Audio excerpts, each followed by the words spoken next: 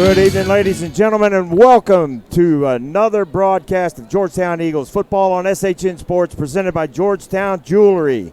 I'm Kelly Duvall, along with me, David England tonight. Folks, we are looking forward to this first-round playoff game tonight between your Georgetown Eagles and the LBJ Jaguars. We're at Nelson Field in Austin, Texas, on a beautiful, crisp night. Perfect night for football as the Division I 5A District 11 Georgetown Eagles are taking on the LBJ Jaguars from District 11, 12-5A, the runners-up in that district. We're looking for a great ball game tonight. Should be a lot of fun, folks. Dave, we're looking for a lot of speed in tonight's game. Yes, sir, we are. LBJ has a lot of speed, especially at the corner position for when our wide receivers are out there trying to catch the ball. We've got to watch out for that. And just overall, just a lot of incredible athletes for LBJ. They might be a little thin on the roster, but our Georgetown kids are big. They've got speed as well, as everybody knows. And our defense is what has carried us to the playoffs, Kelly.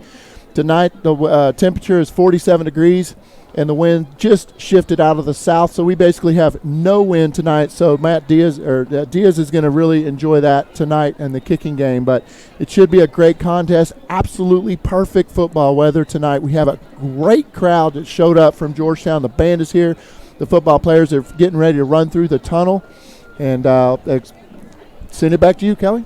All right, folks, we're about 9 minutes from kickoff. We're going to hear from the UIL and from some of our sponsors. We'll be right back with Pregame Show right after these messages on SHN Sports.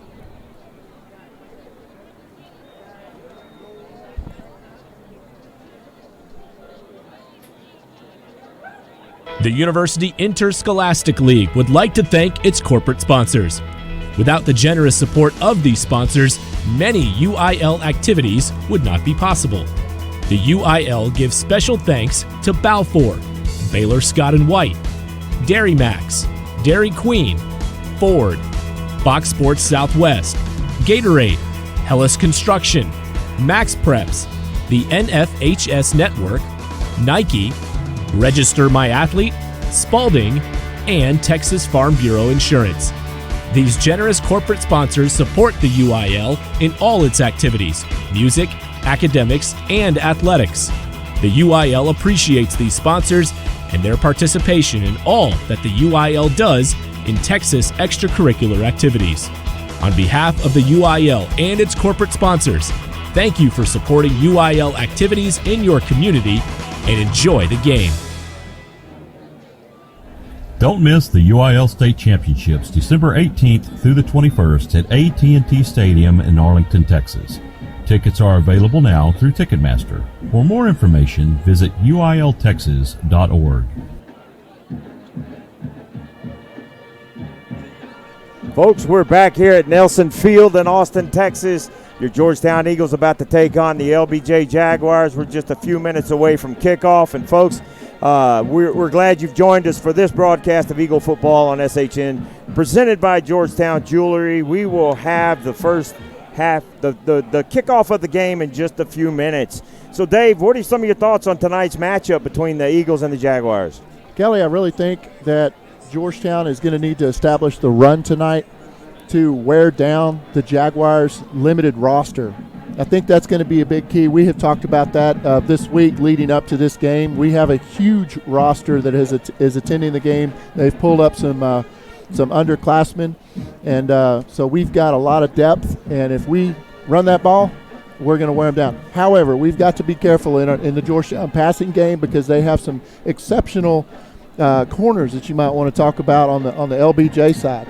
Yeah, folks, some of the names that you're going to be hearing us call tonight for LBJ. Number one, Sean Fresh. He's a 5'9", 165-pound senior. He's the second leading rusher also on this LBJ team as well. He's a Rice commit. On the offensive side of the ball, we're going to have to be looking at Andrew Makuba. He's the safety also and a wide receiver, number 2.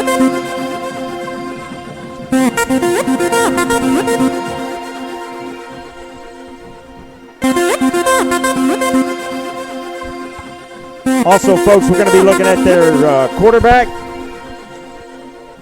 QB number 13, Hunter Scott, 6 foot, 170-pound senior. He's 86 receptions on 163 attempts for 1,301 yards, also 27 TDs and 5 interceptions. Number 52, Fred Givens, on the defensive side of the ball for the Jaguars, is going to be one of those forces that Georgetown offensive line is going to have to deal with, as well as outside linebacker Lamel Hicks, number 22. On the Eagles side of the ball, of course, sophomore quarterback Darson Herman, number 8. On the season, he's 92 completions out of 158 attempts for 1,032 yards. He's got a 58% completion percentage on the season, 9 TDs and 2 interceptions. A big weapon, though, is 127 carries and 841 yards rushing the ball, David, and he's been a real force, and we've watched that maturation process take place. Absolutely. He's very difficult to bring down. He's a big-bodied quarterback, can pass the ball very well. He's matured over the year, but when he gets running the ball, as the kids are running through the tunnel right now, he's hard to bring down. It's kind of like Bo Corrales back in the day. The Georgetown Eagles are taking the field with the come and take it flag, leading the group out, and they are excited to play this game tonight, as LBJ will also be excited. They'll be taking the field here in just a couple more minutes. A couple other players you're going to hear us talking about tonight are number 23, Ryan Eady, the junior running back. He's 6'1", 185 pounds, got 708 yards on 110 carries. He hasn't started the whole season, but whenever he took over the starting running back position, he has really shown. And he rattles off big yardage. When you give him the ball, he is going to eat. Edie likes to eat, and he'll rattle off 7 to 10 yards every time. He's also backed up by number 24, Zane Quick, the senior running back, 6 foot, 175 pounds. Zane has 46 carries this year for 386 yards as well. They could be brothers. They're identical. The way they run, they both are rattling off a lot of yards each carry. They're very shifty runners. When Herman stays in the pocket, he's going to be looking for some of his big receivers out there. Number 88, Cade Lachlan, 6'1", 170-pound senior receiver with 36 receptions, 451 yards and 2 touchdowns. He's averaging 12.5 yards per catch this year with a long of 50. He's got a 45-yard per game average. Also, number 85, Brandon Bradford. Tyler Fithian's another target, and Corey Coleman. So a lot of targets for this big sophomore quarterback. Absolutely. Cade and Brandon Bradford has come on really well late in the season. Tyler Fithian has had the sure hands all season, and Corey Coleman, was injured early, but he's back and he's healthy. So a great receiving core, as Coach Mike Adams calls them, his playmakers, Kelly. So, folks, we're going to take one more break. We're going to hear from Extraco Banks here in just a couple of seconds. When we come back, I'll give you the starting lineup for your Georgetown Eagles. Stay with us. SHN Sports, brought to you by Georgetown Jewelry. We'll be right back.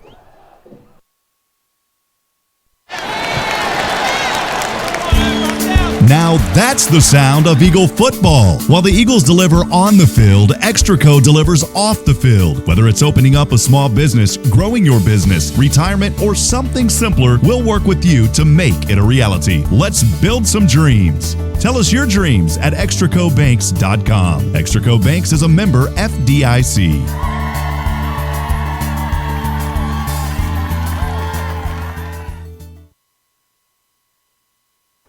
Welcome back, folks. David was able to interview Coach Chuck Griffin. Here's that interview. Ladies and gentlemen, please draw your attention to Here with Coach Griffin on the SHN Sports pregame show. Coach, congratulations on your first year at Georgetown, a winning season, and made it to the first round of playoffs. Give us your thoughts on Gold Ball season.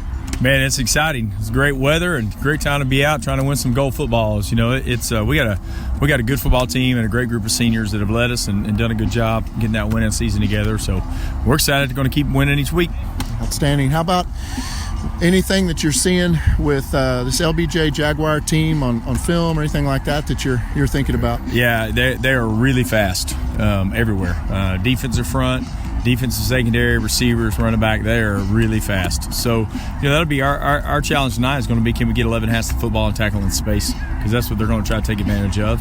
And I get that because they're really fast. So that'll be our biggest challenge tonight. We got to go do that so we can pull out a W. Outstanding, Coach. Thank you so much. Good luck. All right. Thanks, man. Thank you, Coach. We appreciate Coach Griffin taking the time. They're always so accessible. Here's your starting lineup for your Eagles tonight. At quarterback, number 8, Darson Herman, the 6'3", 215-pound sophomore. At right tackle, number 67, Alex Mahana, 6'4", 235 senior. Right guard, number 54, Brian Hargrove, 5'11", 220, and he's a junior. At center, Alex Thiel, the Rock, number 52, 6'2", 240-pound senior. Left guard is Trey Flores, number 79. He's 5'11", 285 junior. Left tackle, number 50, Connor Heffernan, 6'4", 265, the big junior at left tackle. Tight end is Jake McCown, number 80, 6', 215 junior. Wide receivers are number 15, Corey Coleman, number 3, Isaiah Fillmore. They're both seniors. In the slot, you had Cade Lachlan, number 88. He's 6'1", 170-pound junior, along with Tyler Fithian, number 19, at 5'10", 170 pounds. In the backfield, running back Ryan Eady, number 23, 6'1", 185, sturdy running back junior. On defensive side of the ball, you got the bookends on defensive line. Number 35, Connor Cummings, 6', 220, senior. The other defensive end is his twin brother, Colby, number 4, 6'1", 210-pound senior. At the nose, you've got the steady, solid number 48, Brayton Hargrove, 6'2", 250 pounds, and those three will be putting pressure on the LBJ quarterback tonight. At the middle linebacker, you've got number 37, Taylor Beal, 6', 215-pound, leading tackler on the team, senior in Taylor Bell. At the Sam position, number 34, Noah Madlow, 5'9", 188-pound junior. On the other side, at the weak side, Matt Anderson, number 5, 6'3", 210-pound senior. Safeties are Saul De La Rosa, number 20, at 5'10", 150-pound junior. And number 28, John Miranda, the senior, at 5'10", 155. The nickel is Aiden Valencia, number 41, 5'11", 190-pound junior. Corner, Aaron Bazell, number 13, 6'3", 190-pound junior. And the other corner, Taco Williams, number 18, 5'10", 160-pound senior. If we have to punt the football, that'll be Cade Lachlan. And the kicker tonight, number 27, Matt Diaz, the solid kicker for the Eagles, is back tonight. 5'7", 155-pound junior. Our captains, number 37, Taylor Beal. Number 52, Alex Steele, Braden Hargrove, number 48, and Taco Williams, number 18, met at the field. LBJ won the toss and deferred, and Georgetown will receive. So on your screen tonight, LBJ is going to start kicking left to right. They're wearing all blacks tonight. Black helmet with silver decals, bright white numbers that are easy to see from the press box, and we are thankful for that. Your Eagles are in the traditional playoff blue pants, white jerseys with blue numerals, silver helmets with the Georgetown G emblazoned on the side. And folks, we're teeing it up. We're ready to play some football here in Austin, Texas at Nelson Field. We want to thank the AISD personnel who are here tonight for their courtesy and for their efforts for us. So we're ready to play, folks. In case you're wondering, UIL rules, there's no video for the game tonight, so be patient with us. We'll be updating the scoreboard. Nathan Height, the producer, will be working on that tonight. And the kick is up. It's a short kick, received at the 35-yard line. Up to the 40, across the 40 to the 42. Great field position, Kelly. I don't know if that's what they intended to do, but they really only kicked the ball about 15 yards over towards the LBJ sideline. So here we are set up at the a 42-yard line. Great field position starting out. Yeah, and Dave, a lot of times what they're expecting is a fair catch, but they didn't get the fair catch, so the Eagles are starting not too far from midfield at their own 42-yard line. The Eagles will be going right to left. And at quarterback is the big sophomore, Darson Herman. Behind him in the backfield is Edie. He sends his receiver in motion. Hands the ball off to Edie. He goes over the right tackle. He's over across the 50-yard line, just into LBJ territory on a great first down run. Just Ryan Edie, just classic Ryan Edie. Slips out between the tackles. Great job on the offensive line that time, opening up that hole to allow Edie to slip right through.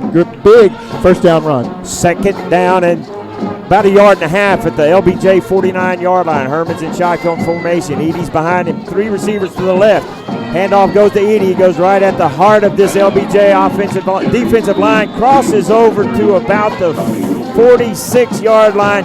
First down for the Eagles. Kelly, I really like that. That offensive line just pushed that through there, and they just pushed that LBJ line back and allowed Edie to get that first down run. So it looks like the Eagles are going to run at the teeth of this defense. Herman's back in shotgun. He's got Edie behind him in the backfield. Receiver to the right goes in motion. Hands the ball off again to Edie. He's caught in the backfield by LBJ, just able to get back to the line of scrimmage for no gain. It's going to be 2nd and 10. I really like that they're establishing the run early. They're seeing what LBJ is going to put up there on the front line for them. They're testing them, and that's something that Georgetown is going to need to do, is establish that run tonight. Make sure they get that going to open up that pass tonight. Number 52, Fred Givens for the LBJ defense was able to stop Edie before he could get going. Herman's in the shotgun. There's a offsides. It's going to be a free play for the Eagles. Throw out to the left to number 15, Corey Coleman. That's going to be a gain of about 7 or 8 yards. The flag is going to be offsides. It'll be offsides on the defense. Their left side jumped off a little bit, but they're leaving. They're playing back. Kelly, I'm really surprised. They're not playing up on our wide receivers. They're giving them some space. And Corey was wide open. There was nobody for 5 yards on him. So the Eagles are going to accept the penalty, even though they had a 7-yard gain. They're going to take that penalty, get an extra down, and now it is 2nd and about 5 yards for the Eagles. They're at the 41-yard line. We've got 10:30 left in the first quarter. No score here. Herman's in the pistol formation with Edie behind him. He's got a back offset to his left, receiver out to the right, and a receiver out to the left. He sends Zane Quick in motion, but he hands off to Edie right up the middle. Edie gains about 7 yards off the left tackle. That offensive line just opened up a hole. That Georgetown crowd over there is cheering because they're loving what this offensive line is doing right now, just imposing their will on the Jaguar defense. So the Eagles are in business at the LBJ 33-yard line. 1st and 10 from that spot. 10 minutes left in the first quarter. Herman's in pistol formation with Edie right behind him. 2 receivers right, 2 left. Claps, fakes the snap, looks to the sideline for the play, has the play, relays it to his team. Steps back into the shotgun formation. Herman takes a snap, fakes the handoff to Edie. Quick out route, that's dropped at the 29-yard line. By number 88, Cade Lachlan. Just an unfortunate drop there by Lachlan, but boy, he was nailed by that corner. Came up and hit him hard. I'm surprised there wasn't a flag. I was kind of expecting it. That was a hard hit. Vontae Ortiz, number 3, was the defender on that play. It's going to be 2nd and 10 at the LBJ 33. Herman again in shotgun. Hands the ball off to Edie. Edie's up the middle to the left side. Spins, fights forward, gains about 3 yards. He was hitting the backfield, but able to get just a little bit. They initially had him behind the line of scrimmage, and he just kept those legs moving, turned around to his right, spun around with those offensive linemen helping him out, giving him a little push, and got those 3 yards. So third and long. Clock continues to move. Herman again in shotgun formation, brings Edie up to his left and sends him in motion to the right. 2 receivers out to the right, 2 to the left. Quick pass out to the right. It's over the head of the receiver and intercepted at the 20-yard line by number 1, Sean Fresh. We talked about Fresh shortly before we got started, but a big mistake by the young quarterback there. Overthrew his receiver out on the edge and a turnover. Yeah, the quarterback, it almost looked like the receiver kind of stopped on the route, or was maybe a miscommunication. And the corner from LBJ actually had to dive quite a ways to get that ball, and he was able to get it before it touched the ground. So now your Georgetown defense is on the field, and let's see what they can do against this LBJ offense. Unfortunately, our drive stalls right there. So LBJ takes over at their own 20-yard line. Back at quarterback is number 13, Hunter Scott. Sends a receiver from his right to his left. Takes a pitch, takes a snap, rolls out a little bit to his left, pitches the ball. Receiver tries to get to the edge, but he's stopped after a gain of about 3 yards out there. Colby Cummings. Colby Cummings was able to come from that right defensive side and make the play. Yeah, that's going to be Colby out there, and I saw Taylor Beal, number 37, assisting on that tackle. 2nd and 8 for LBJ after a gain of 2 at their own 22-yard line. Clock is running, 8:30 left in the first quarter. Ball is set. Quarterback is in shotgun formation with a back offset to his left. 3 receivers to the right. He takes a snap. He's looking deep, but the ball got tipped.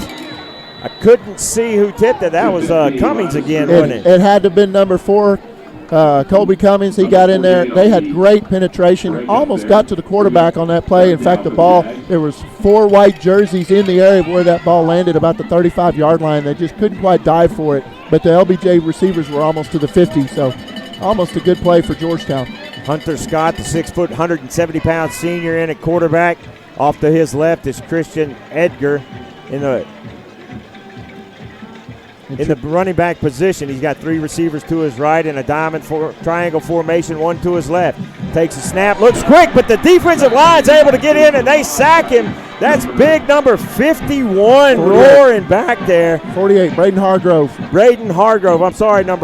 Number 48, Braden Hargrove just absolutely whipped his blocker and got back for the sack. It is 4th and 13. The ball all the way back to the 17-yard line for LBJ, and they're going to punt. He stuck to him like these cobwebs flying over the field tonight, Kelly. Yeah, there's a bunch of them flying around. Back deep for your Eagles is Bazell, I think.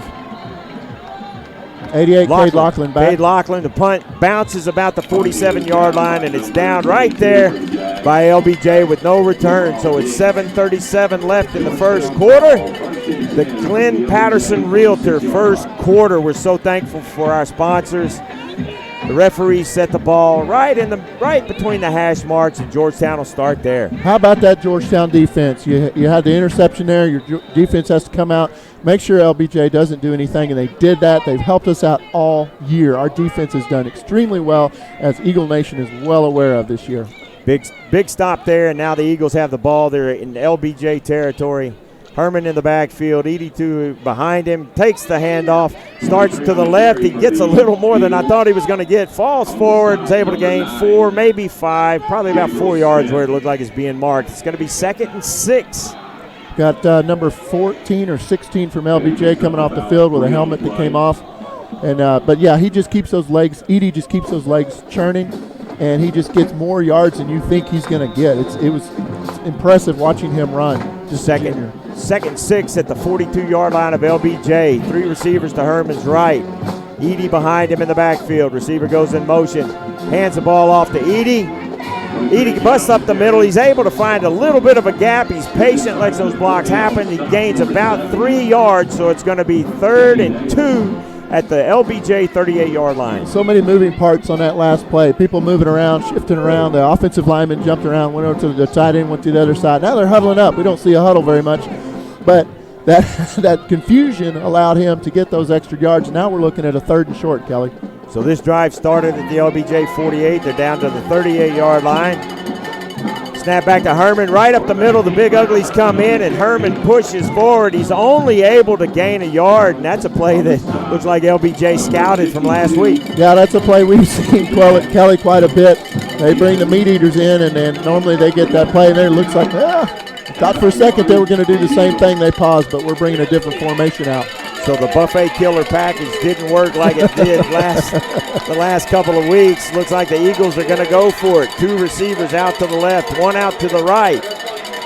Herman's in the shotgun formation, back offset in front of him to his right. 4th and 1. Receivers in motion. Edie goes back into the backfield to Herman's left. Herman takes a snap. He holds on to the ball. He's looking for a gap. He's leaning forward, and he is going to be stopped short of the first down by about half the length of the football, and the LBJ defense holds. Good job by that front. So if you were seeing the game last week, that's another play that we were seeing last week quite a bit, where Darson is patient in the backfield and waits for the play to develop, and he follows Edie right up behind the offensive line, but that time he just was not able to gain that 1 yard. So the second possessions for the Eagles ends on a turnover on downs. LBJ takes over at their own 37-yard line. This will be their second possession. Kelly, this is very, very important. Our defense holds up here again and keeps them from doing anything. Our first 2 possessions, an interception and a turnover on downs, we have got to make a statement here on defense. Number 13, Hunter Scott, the quarterback for LBJ. He's in shotgun formation, takes a snap, swings the ball out to his right to number 1. He gets around the edge, gets across the 50-yard line down to about the Georgetown 47-yard line. That was Sean Fresh on the reception. That time Miranda was playing way off of Fresh. He had about 10 yards to run to catch him after he caught the ball, and then he over-pursued and was able to Fresh took advantage of a block and ran around the outside and gained those yards. 1st and 10 at the Georgetown 47-yard line. Quarterback takes a snap, hands it to his back, right up the middle. Christian Edgar on the carry. He crosses over the 40-yard line down to about the 37, 38-yard line. just shy of the first down. They're going with some hurry up. Quarterback takes the snap, drops back. He's looking deep. Oh, picked off. Georgetown picks the ball off. Number 37 for the Eagles. Taylor Beal on the interception. 13, I'm sorry, man. 13. Aaron Bazell. Aaron Bazell on the interception. He did it on Friday the 13th, and he's done it again tonight. Aaron Bazell takes the interception back to the Georgetown 37-yard line. A big turnover there on downs, and Bazell was closer to the ball than the receiver was. He was. He looked like the receiver, Kelly, as that pass was woefully underthrown by their quarterback. So a turnover by both teams now. That's the first turnover for LBJ. And we're even. And the Eagles take the ball, so we're going to call it even. The Eagle deep offense comes back out on the field. Herman's in shotgun again. I would be surprised to see him under center. Two receivers to his left. Sends a receiver in motion. Fakes the handoff to Edey. Drops back deep in the pocket. He's got a man open. It's wide open. Catches down to the 30, the 20, down to the 18-yard line. That was number 30. That was number 40. Who is number 40? I don't know. He's not I on think our he came up from the JV. Oh, what a great catch. He doesn't great have a play. name on the back of his jersey. The cornerback on the left side, number 7, Danny Davis, bought on the fake. Nobody expected the guy with the unfit jersey to get that ball. And the Eagles are going with hurry up. Herman takes a snap, hands the ball off to Edey. He's able to cross over almost to the 25-yard line. Gets to the 26, so it's going to be 2nd and 8. 4:30 left in the first quarter. Man, what a big play go back to that last one. He was so wide open because nobody expected the ball going to this guy. He kind of looks a little frumpy out there, and he doesn't have that cool, tight-fitting jersey, and he got the ball. 2nd and 8 at the LBJ 16-yard line. Herman's in shotgun. Takes a snap, and on a fake reverse, keeps it, tries to cross over, but number 3, Vontae Ortiz, the cornerback, freshman or junior cornerback, comes up and stops Herman after a gain of only about a foot. Did you notice number 3's tactics? He definitely was going low on Herman. That's the only way he's going to be able to get him down. Yeah, Herman, the sophomore quarterback, is 6'3", 215 pounds, as I said earlier, and he is a load to bring down. That corner that came up is probably about 5'10", $160. Timeout, LBJ. LBJ calls a timeout. While they take a timeout, we will too. 3:41 left in the first quarter. The Glenn Patterson Realtor first quarter. We'll be back after these messages from our sponsors. Stay with us, folks.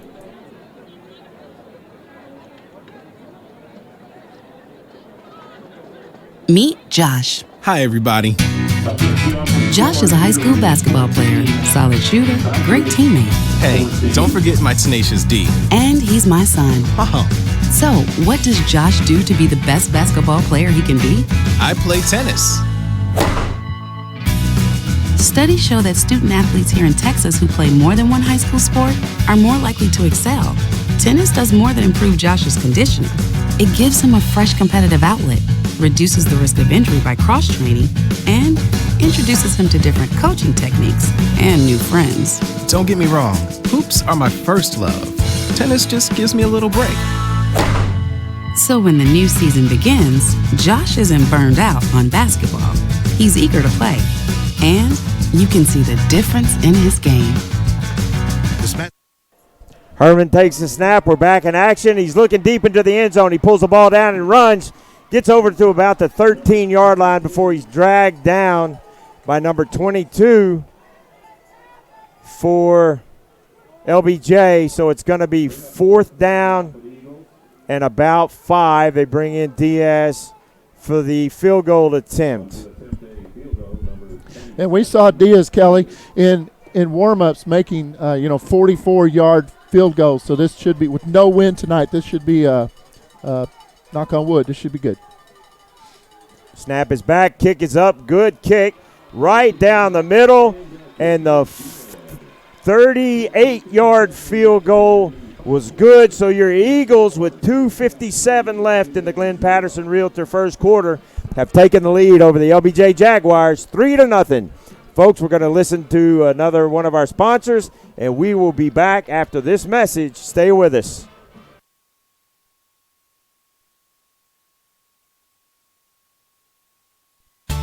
Royce Electric is a proud supporter of the Georgetown Eagles. Royce Electric also wishes Kaylee Biondo a great year. Go Eagles! Royce Electric, Harker Heights, Texas. Matt Morrow of Gateway Mortgage Group is a proud supporter of Georgetown Eagle football on SHN Sports. As one of the country's largest privately held mortgage companies, you can expect smart solutions to meet nearly any mortgage need. From the right products to great rates and technology that powers it all, you'll find it here. Gateway Mortgage Group, your local residential lender. Borrow from Morrow. Visit them online at borrowfrommorrow.com. NMLS number 464148. Welcome back to Georgetown Eagle football on SHN Sports, presented by Georgetown Jewelry. 2:57 left in the Glenn Patterson Realtor first quarter. Your Eagles lead 3-0. The kickoff is a short pooch kick to about the 40-yard line. Returned up to the 42-yard line. And stopped right there. That was number 39. Ethan Nabe on the stop. So LBJ, who hasn't had a lot of luck on offense so far in the game, defense has done a good job. I tell you what, so far the two passes that they've attempted have not been very successful. They've had a couple of short passes, but the deep ball, they didn't do well against the Georgetown corners, which is great to see. You know, we've seen that quite a bit throughout the year when teams try and pass on Georgetown. We've had quite a few interceptions this year. So LBJ will take over. Their quarterback's in the shotgun formation. Hands it to the back who is to his left. Starts up to the right side. He's stopped. Spins out of it and then is taken down after a gain of only about 1.5 yards. Big number 48, Braden Hargrove, in there to stop that run before it could get anywhere. Initially, Matt Anderson, number 5, had him wrapped up and spun around and slowed him down, and that gave time for Braden Hargrove to come over and finish up that tackle. 2nd and 9 for LBJ, 2:25 left in the first quarter. Ball is at the LBJ 44-yard line. LBJ going left to right. Their quarterback is looking for the signals from the coach. 3 receivers to the left, 1 receiver to the right, and a running back in the backfield to the quarterback's left. He gets the play call from the coach. Running back moves over to his right. The snap. Ball snap. Oh, man, they called a timeout right before the play clock ran out. Center snapped the ball and it hit the quarterback in the stomach while he was looking at the coaches. Oh, goodness. I had to look at the quarterback there for a second. He's got a unique set of shoulder pads on. It looked like he was just out there in a T-shirt.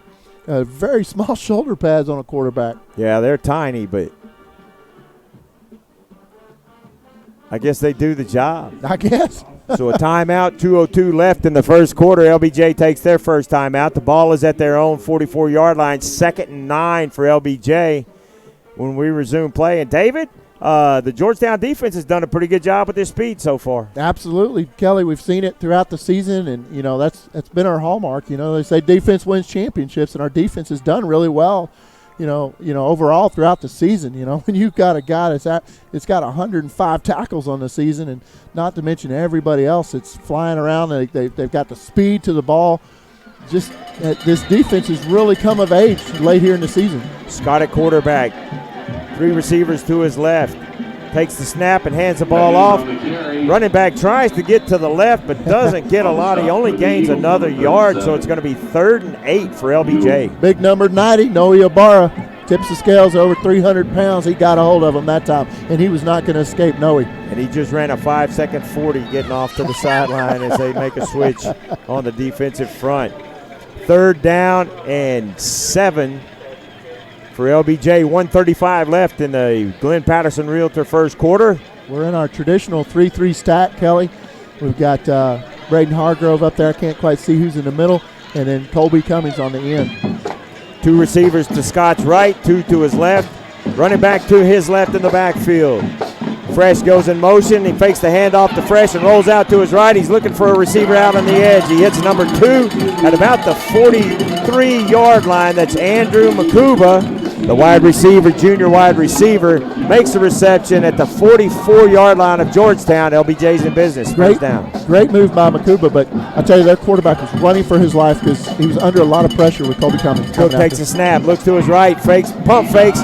He's going deep. Ball is intercepted again. A second interception. De La Rosa coming down with the interception, a deep ball again by LBJ, and it wasn't well thrown. No flags on the play. Great coverage there by Georgetown cornerback, and the safety, Saul De La Rosa, came over and got that ball. So a second interception for the Eagles. That's their second of the night. De La Rosa with the ball, and he is down at the 10-yard line. So Georgetown's deep in their own territory, but again, the speed for LBJ is not a factor on that play. Poorly underthrown ball intended for Sean Fresh, the junior running back, wide receiver, cornerback. I'm sorry, he's a senior. 5'9", 165-pounder. So the Eagles take over. They're at their own 10-yard line. Herman in shotgun, 3 receivers to his right. Edey's behind him in the backfield. Hands the ball off to Edey. He starts up the middle, but he is met immediately in the backfield by Brendan Jones. I think LBJ anticipated that with, time running out in the first quarter. They kind of anticipated they were going to hand that ball off, and they got on that line really well and got penetration and got there and got him. Loss of 2 on the play. 2nd and 12 for the Eagles. 30 seconds left in the first quarter. Edey moves up to Herman's left in the backfield. Twins to both sides.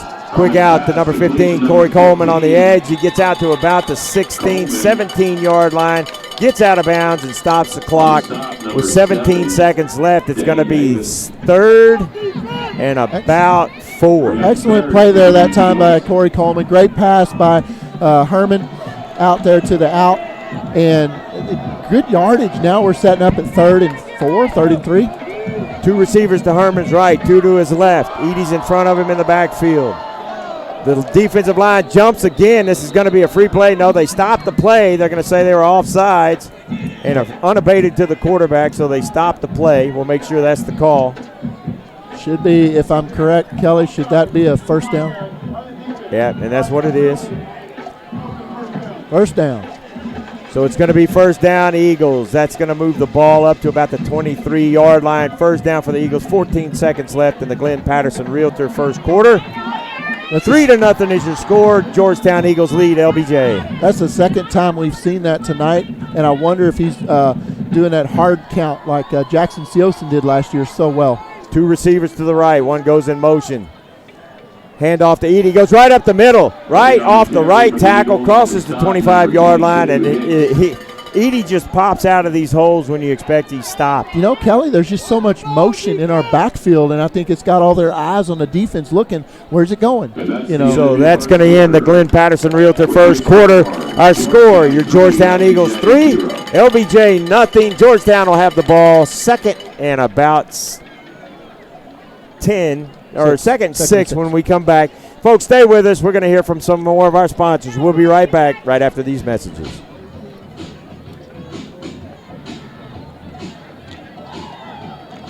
To business communication services, Minuteman Press in Georgetown can do it all. With a complete range of products and services at your disposal, we can help you get your message out to customers, employees, and vendors alike. Using the latest printing and document management technology, we handle your projects from start to finish. Our energetic and experienced staff is dedicated to delivering what you need when you need it. We design, print, and promote you. For all your business printing needs, visit Minuteman Press Georgetown online at mmptx.com.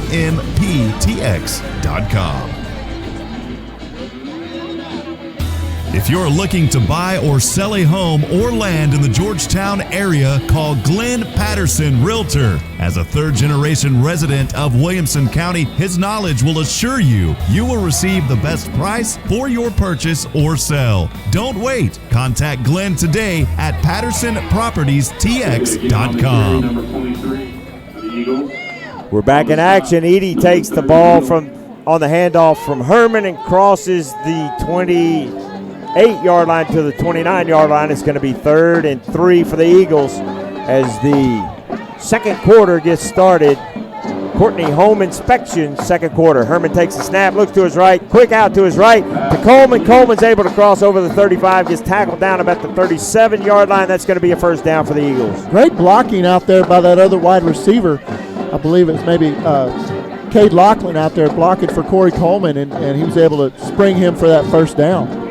First down at the Georgetown 37-yard line. They're now moving left to right in their white jerseys, blue pants. Herman's in the backfield, shotgun formation. Edey's behind him, back offset to his right in front of him. Hands off to Edey, goes to the right a little bit, but he is stopped almost immediately at the line of scrimmage by a host of LBJ Jaguars.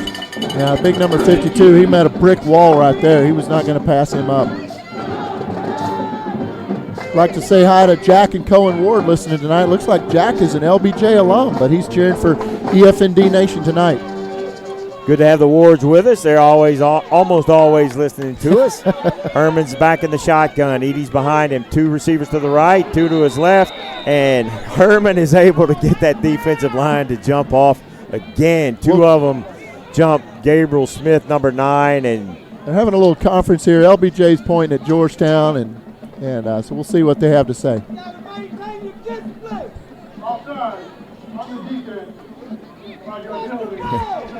Bum Phillips would have said, you got to hold your water, boys. But they jump, so it's going to be 2nd and 5. We'll take those 5 yards all night long, Kelly. It's free yardage. Yeah, Georgetown has been plagued with some of those penalties themselves this year, but so far so good on this game. 2nd and 5. Herman's in the shotgun. 2 receivers right, 2 to his left. Takes a snap. Quick swing out to the right side to number 85. He crosses right to midfield. Doesn't quite get over midfield. That's Brandon Bradford, the 5'10", 180-pound junior. But that's enough for the first down for the Eagles at midfield. 10:27 left in the Courtney home inspection. Second quarter, 3-0 your Eagles lead. Just again, great blocking by the other wide receiver out on that side. Allowed Brandon Bradford to pick up a low pass and spring him for another Eagle Nation first down. Lachlan and Bradford go out to the left. Herman's in the backfield with Edey behind him, a back to his left as well. Tight end goes in motion to the right side. Sends one of the backs in motion out to the left. Herman takes a snap. Whistles blow the play dead before it gets started, and it's going to be a delay of game. Well, we'll take 5 yards back. Those pre-snap penalties, like you said all year, that drive coaches up the wall, don't they? Just absolutely wear you out. So the Eagles are going to have 1st and 15 at their own 45-yard line. Herman's back in the backfield with Edey behind him.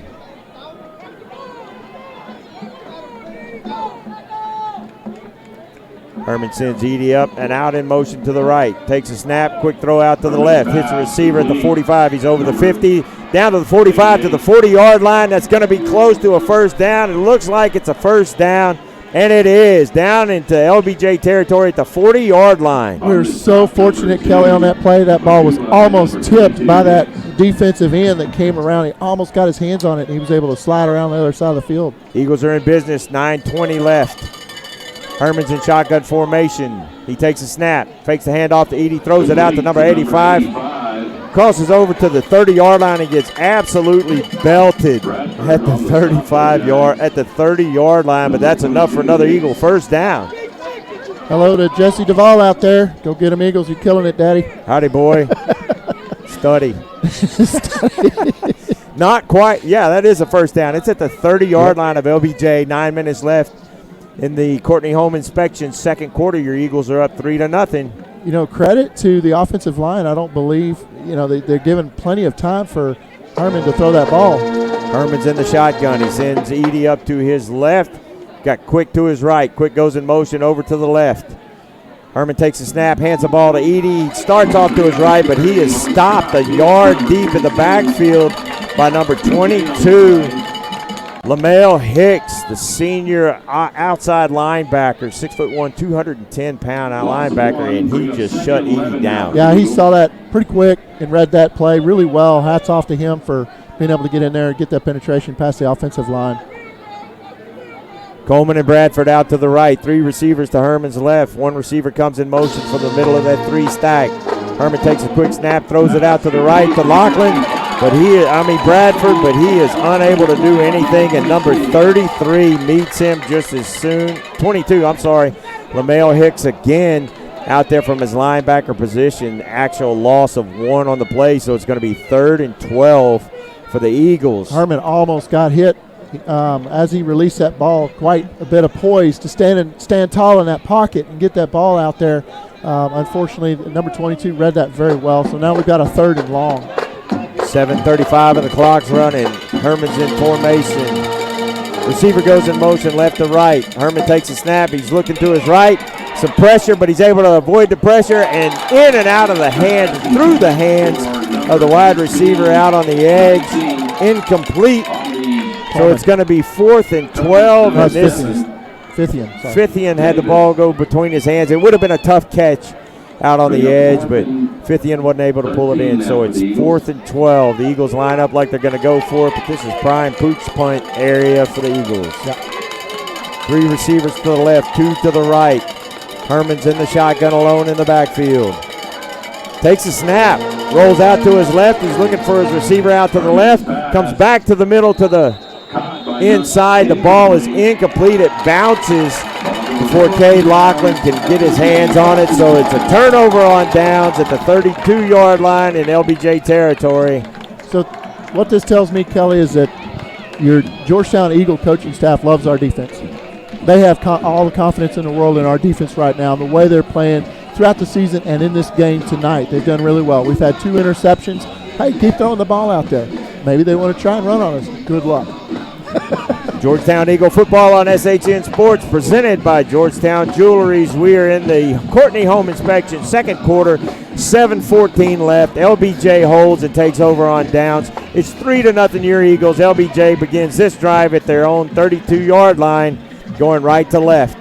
Receiver comes in motion and takes the handoff from the quarterback, but he is gobbled up in the backfield. Only a loss of 1. He did good not losing more than that, but it's going to be 2nd and 11. It looked like a rush. There was about 2 or 3 defensive guys that were on the move as that ball was being snapped. They were coming after them on that one. 6:50 and the clock's running. 2nd down. They did bring the ball back to the original line of scrimmage, so it's 2nd and 10 for LBJ.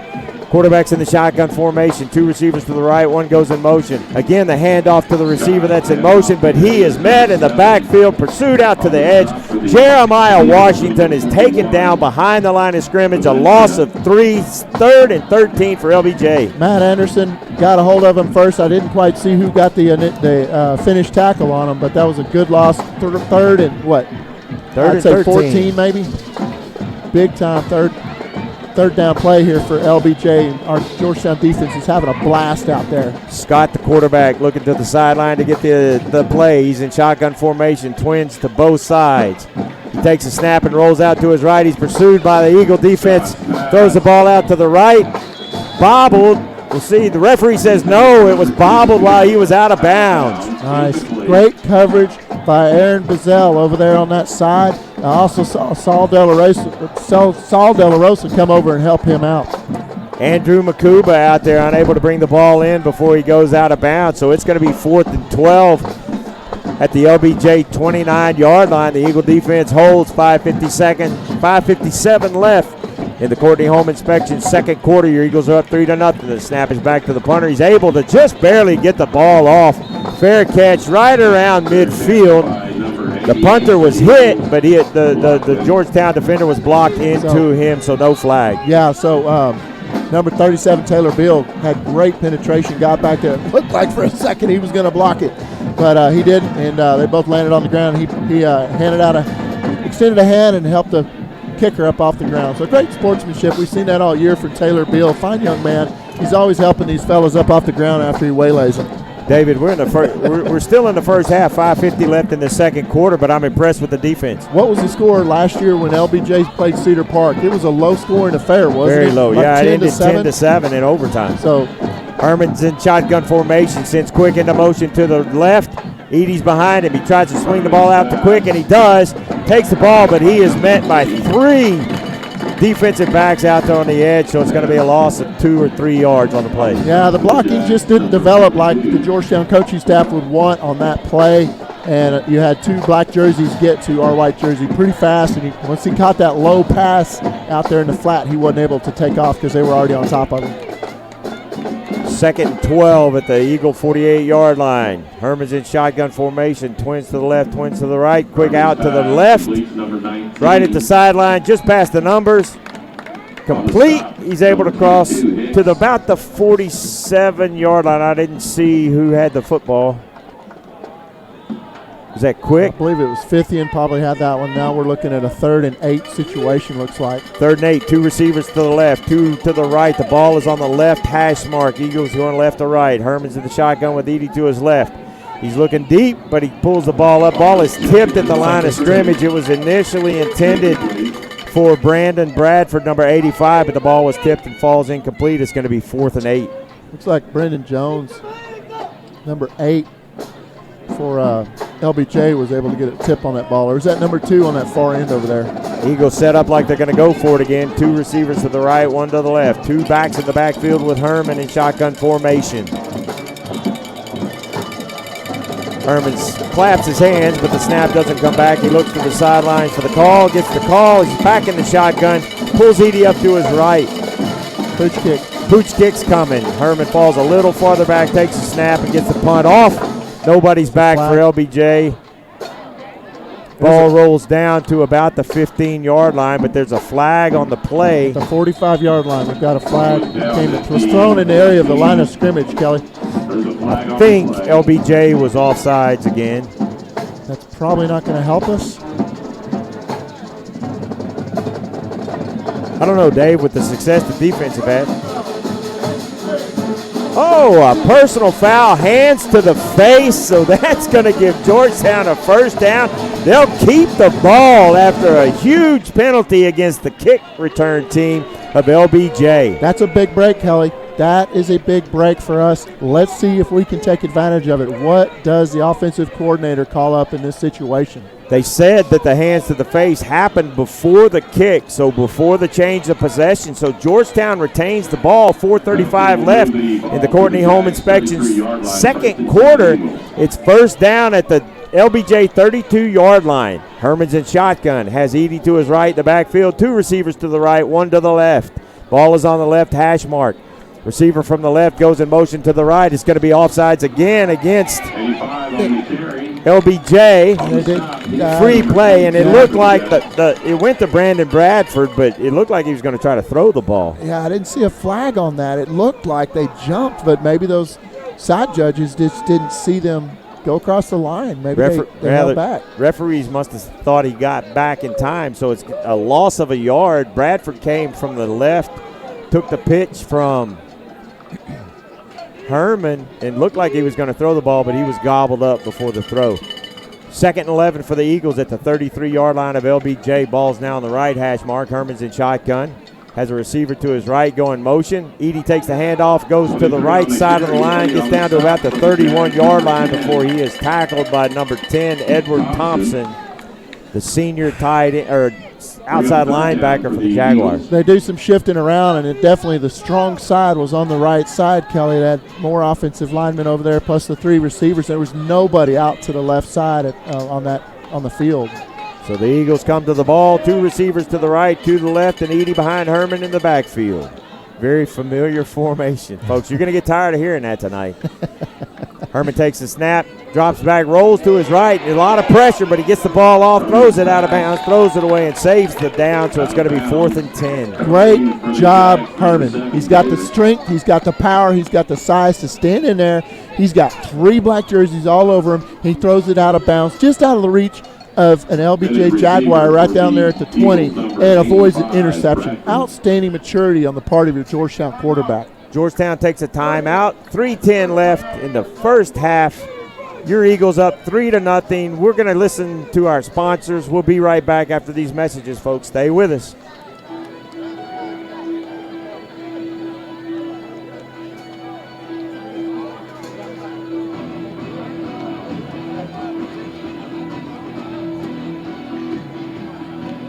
SUV is always at peak performance. Georgetown Interstate Transmission and Auto Repair in Georgetown is the shop that your vehicle and you deserve. For complete auto maintenance and repair, Georgetown Interstate Transmission and Auto Repair is your one-stop shop. For more information, visit georgetownautorepair.com. Vista Ridge 29. 9.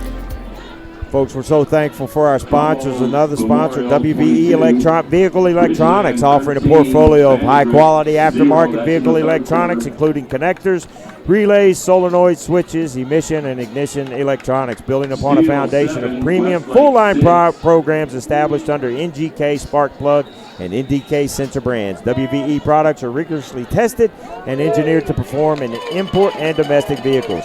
For your vehicle electronic needs, choose WVE Vehicle Electronics, precision engineered to perform. Herman takes a snap, and he is sacked on the 4th down attempt. So the ball will again go over on downs for the 3rd time tonight.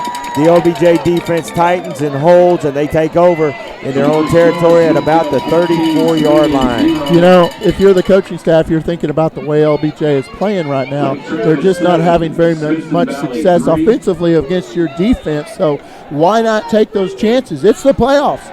You win or go home. So 4th down, let's go for it. And I think that's interesting. That's what they're doing. So LBJ takes over at their 34-yard line, 2:58 left in the Courtney Home Inspection second quarter. This presentation of Georgetown football on SHN Sports brought to you by Georgetown Jewelry. Quarterback is in the shotgun formation. 2 receivers to the left and right. Hands the ball off right up the middle to number 14, Christian Edgar, and he is stopped after about a half-a-yard gain. It's going to be 2nd and 9. Good stop. Georgetown defense again, bringing up a 2nd and long situation. They're not giving the Jaguars very much at all tonight. The Jaguars 2nd and 9 at their 35-yard line. 3 receivers to the left, 1 receiver at the top to the right. Back to the quarterback's left. Hunter Scott takes the snap and hands the ball off to the running back, or fakes the handoff, and it rolls out to the right. He is stopped he slides down at the 39-yard line, so it's going to be 3rd and 5 from there for LBJ. Kelly, you remember that wide receiver out there? We didn't know who it was. Somebody on the YouTube stream says it's possibly Josh Richardson. Morgan Newland said that. So number 40? Number 40 might have been Josh Richardson, moved up from JV. He's the only JV receiver that they moved up. LBJ 3rd and 5 at their own 39-yard line, 1:47 left. Quarterback takes a snap, rolls out to his left, and pitches the ball out to number 1. Sean Fresh. My goodness. What? That should have been a flag. An LBJ player come off the sideline and knocked down number 37 after he was already on the ground and made that tackle. That is unbelievable that side judge didn't see that. So LBJ goes with a hurry up. They're at their 47-yard line. Quarterback keeps and rolls out to his left, gets across midfield down to about the 49-yard line, 48-yard line of Georgetown. It's going to be 2nd and 6. Aiden Valencia was in pursuit that time, and their quarterback wanted nothing to do with Valencia, and he kind of slid there, and it didn't. It's interesting. 1:15 left, clock is running. Quarterback Scott is in the backfield in shotgun formation. 2 receivers to his left, 2 to his right. Christopher Edgar is to his left in the backfield. Scott takes a snap and hands it off. No, that's number 1, Sean Fresh, back there with him. He goes out to the right, gets out to the edge, and crosses the 40 down to about the 38-yard line. So LBJ is in business with 52 seconds left in the Courtney Home Inspection second quarter. And there's that speed that Coach Griffin was talking about at pregame. They do have that speed. Those end arounds like that, they're going to produce all that speed, and it's everything we can do to keep up with them. Second deepest penetration into Georgetown territory. The deepest they've been is Georgetown's 35-yard line. Quarterback takes the snap, throws out to number 7 out on the edge, Danny Davis. Davis is able to avoid one tackler, gets to the 30-yard line. Flags fly from all over the field. He's marked down at the 29, but we'll see what the flags are.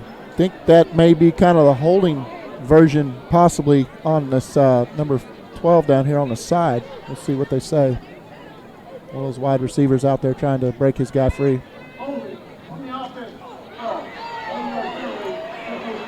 Holding on Tyrone Jarrell's, the sophomore wide receiver out there on the edge, and two referees saw it, and one of them has a phenomenal arm. Well, that's coming back, 10-yard variety. So that is 2nd and Burnett Road. That's a big penalty on LBJ there. They had something cooking with 43 seconds. left in the first half. Penalty will move the ball to the So that moves the 47-yard ball line of the back Eagles. to the Eagle 47-yard line. It's going to be 1st and 20 from there. We want to thank Brandy Lavoie listening in from Nova Scotia, cheering for Taco Williams. Thanks for joining us. Henry Gomez, Bobcat Nation at South San Antonio ISD, cheering the Eagles on here. Folks, thanks for joining us on our broadcast tonight on Georgetown Eagle Football on SHN Sports, brought to you by Georgetown Jewelry. We have 43 seconds left in the Courtney Home Inspection second quarter. Your Eagles are up 3-0. LBJ's been driving, but penalties have stopped this drive to this point. It's 1st and 20.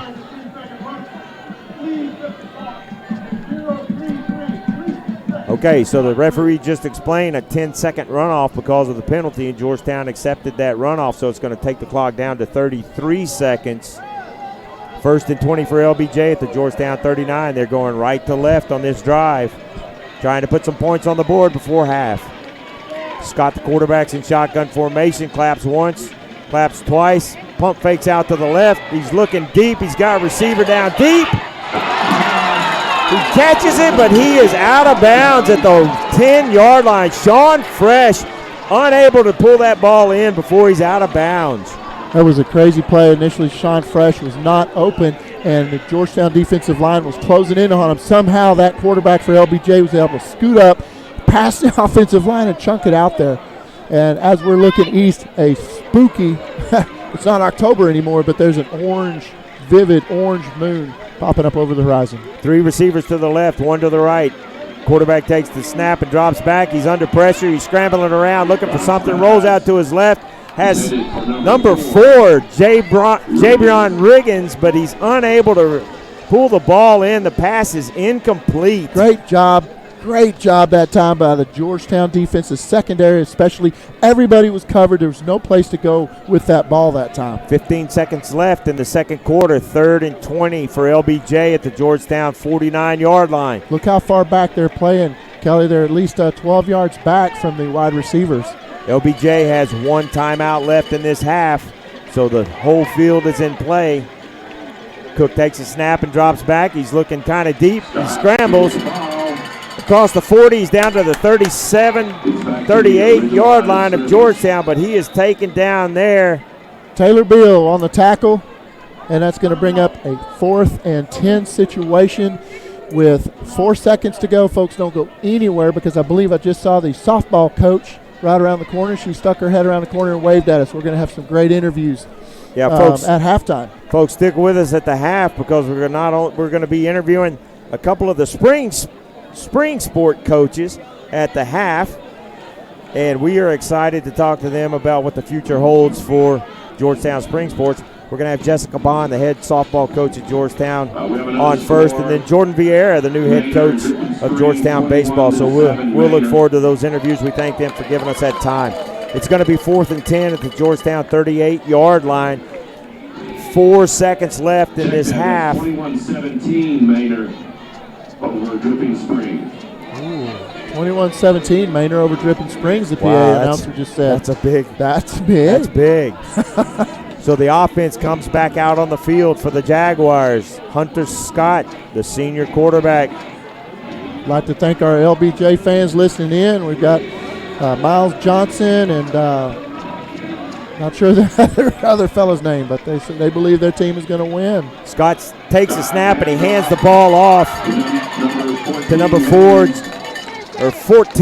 Sorry about that. Christopher Edgar. He goes to the left, gains about 12 yards, but that's going to end the half, folks. At the half, your Georgetown Eagles are up. Low-scoring ball game. It's 3-0 Georgetown over LBJ. We're going to take a break. Folks, hang around for the halftime show. We got some great interviews coming up, but first we're going to hear from some of our sponsors.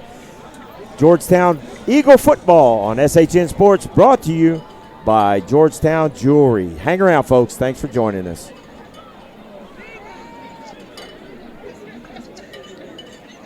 2019 high school football on SHN Sports is proudly presented by Georgetown Jewelry. Georgetown Jewelry is your trusted local jewelry store, family owned and operated since 2013. Whether you desire a one-of-a-kind custom piece or want to enjoy browsing our inventory of both unique and traditional jewelry and watches, stop by and see us at Georgetown Jewelry. We also specialize in jewelry repair and appraisals. For more information, please visit Georgetown Jewelry, located in the Williamsburg Village Shopping Center in Georgetown, or online at georgetownjewelry.com.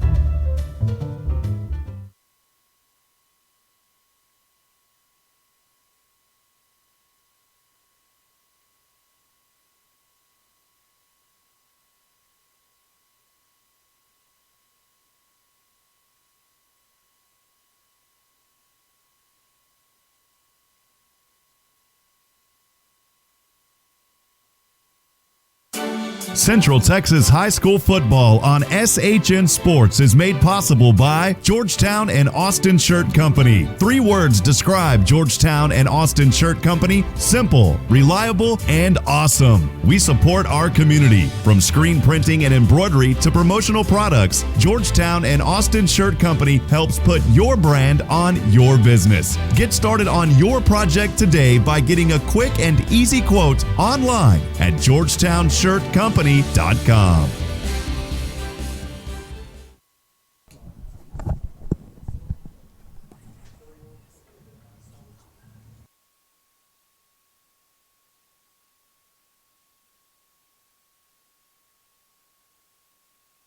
Specialize in residential and commercial propane tank installations and propane deliveries. No guesswork, no surprises. Reliable delivery and predictable monthly billing with Sharp Complete Care program. Sharp's smart monitoring system allows us to predict your projected propane usage. Please visit Sharp Propane, the propane professionals, online at sharppropane.com for your next commercial or residential propane fill. Welcome back to Nelson Field, ladies and gentlemen. We're at halftime. Your Georgetown Eagles are up on the LBJ Jaguars 3-0. We're glad to welcome to the press box with us Jessica Bond, the head coach for the Georgetown Eagles softball team. Coach, thanks for joining us. Thank you for having me. So you're in your 6th year at GHS, right? First year here, you're an assistant coach. Now you're in your 5th year as head coach here in Georgetown. Before that, she was at Leonard High School in Leonard, Texas. She has her master's degree from the University of Texas, El Paso. Played softball and graduated and was a graduate assistant there under coach and an assistant coach under James and Kathleen Rodriguez. And her husband, the gigantic Coach Doug Bond, not as big as he used to be. Coach Bond's looking slim and fit now. Thanks for joining us. How are you? I'm good. Thanks for having me. Well, so season's coming up quick. Yes. And you got to be excited. I am. I can't wait. Got a lot of good girls. Several of your girls signed scholarships. Yeah, so we had 3 of our 4 seniors signed. One's still kind of undecided. I only have 4 seniors, so it's pretty cool for us to have all 4 moving on to play in the college level. So my first one that signed this past Wednesday was Kristen Urbanowski. Kristen signed with Temple College. She's my starting center fielder and has been a starter for 4 years for us. On Tuesday, this coming Tuesday, Avery Mylock will sign. Avery is my starting shortstop. Probably see her in different positions this year, so might play some center field. She can also catch. She signed with Abilene Christian University to go be a catcher third baseman for them. And then on Wednesday, Sydney Coyazos, who is my starting catcher, will sign with Baylor University. Fantastic. That's got to be exciting because you've watched these girls play their entire high school careers. Oh, yeah. These are my babies. So now they're moving on to play at the next level, and that's got to be exciting. So you've only got 4 seniors. All of them will be moving on to play at the next level. What have you got in the underclassmen? Well, it's actually pretty neat for us this year. We're returning everybody from our playoff team last year. We had 1 senior on the roster last year, Emily Jones, and she went down early on in February with a hamstring injury, so she didn't play. So I'm actually returning my entire roster. So besides these 4 seniors, I have a roster of 15, and we're looking to maybe add 1 or 2 underclassmen to join that roster. I say underclassmen, non-varsity returners, I guess. And so I have 11 kids who are freshmen, sophomores, and juniors. Wow. That'll be coming back. So. Well, and y'all had some success last year with a young roster last year. Yeah, we did. Yeah, so got some games under the belt. Talk about the successes that you had last year. So we actually went 4 rounds deep, which is my 3rd time doing that since I've been here. Once as an assistant coach under Caitlin Griffin, and then that following year we went that far again. And then last year we were regional semifinalists. So we actually kind of relied on. We had 2 or 3 pitchers last year for us. Our pitching staff is coming all the way back. So Hannah Blinko did a majority of our pitching, and then we'll also have Abby Hodgson, who is just a sophomore this year. So I have sophomore and junior pitchers on my staff. So we're pretty excited. Our pitching staff had over 300 strikeouts combined last year. So we're pretty excited. We're bringing back a full group of girls. So we're really excited to see what they're going to do for us this year. So take that next step and get to that 5th round. Oh yeah. So the girls have been working really hard. They also lift weights and power lifts all off season. So last year, one of the big things for them was that they hit 36 home runs last year, which was a big deal because the year before that we'd only hit like 15 or 16. So they doubled their home runs.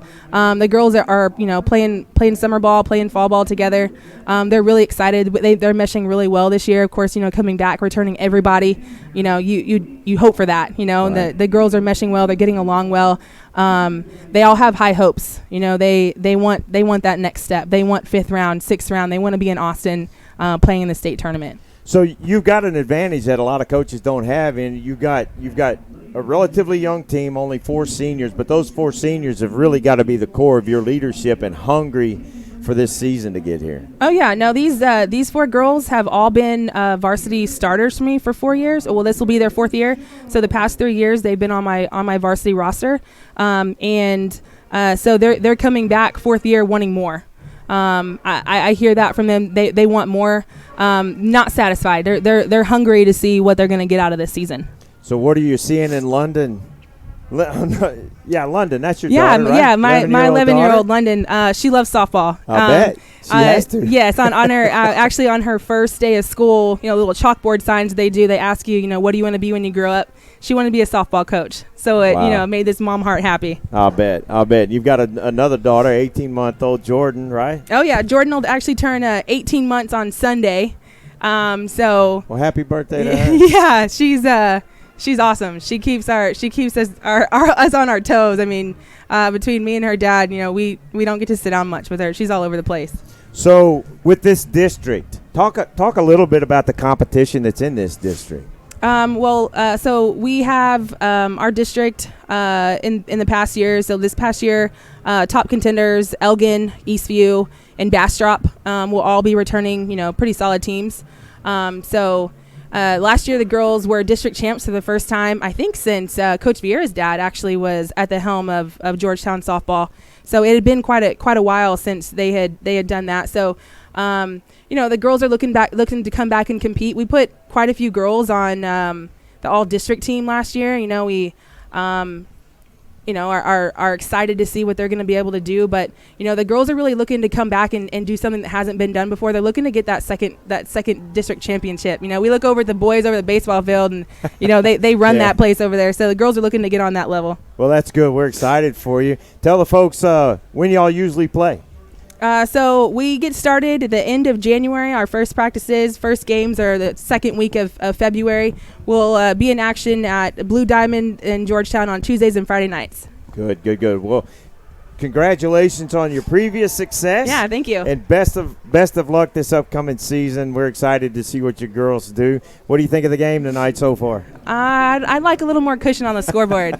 This score's not enough for me. Well, since your husband's the offensive line coach, I would imagine they're having some conversations about maybe moving some of these Jaguars a little farther. Oh, yeah. behind. Well, when I get off this headset, I'll send him a couple text messages.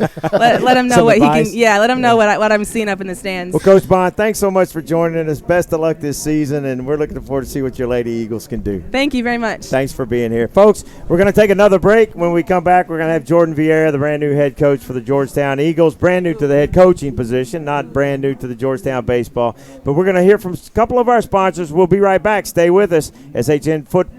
Georgetown Eagle football on SHN Sports, brought to you by Georgetown Jewelry. Thanks for joining us, folks. We'll be right back.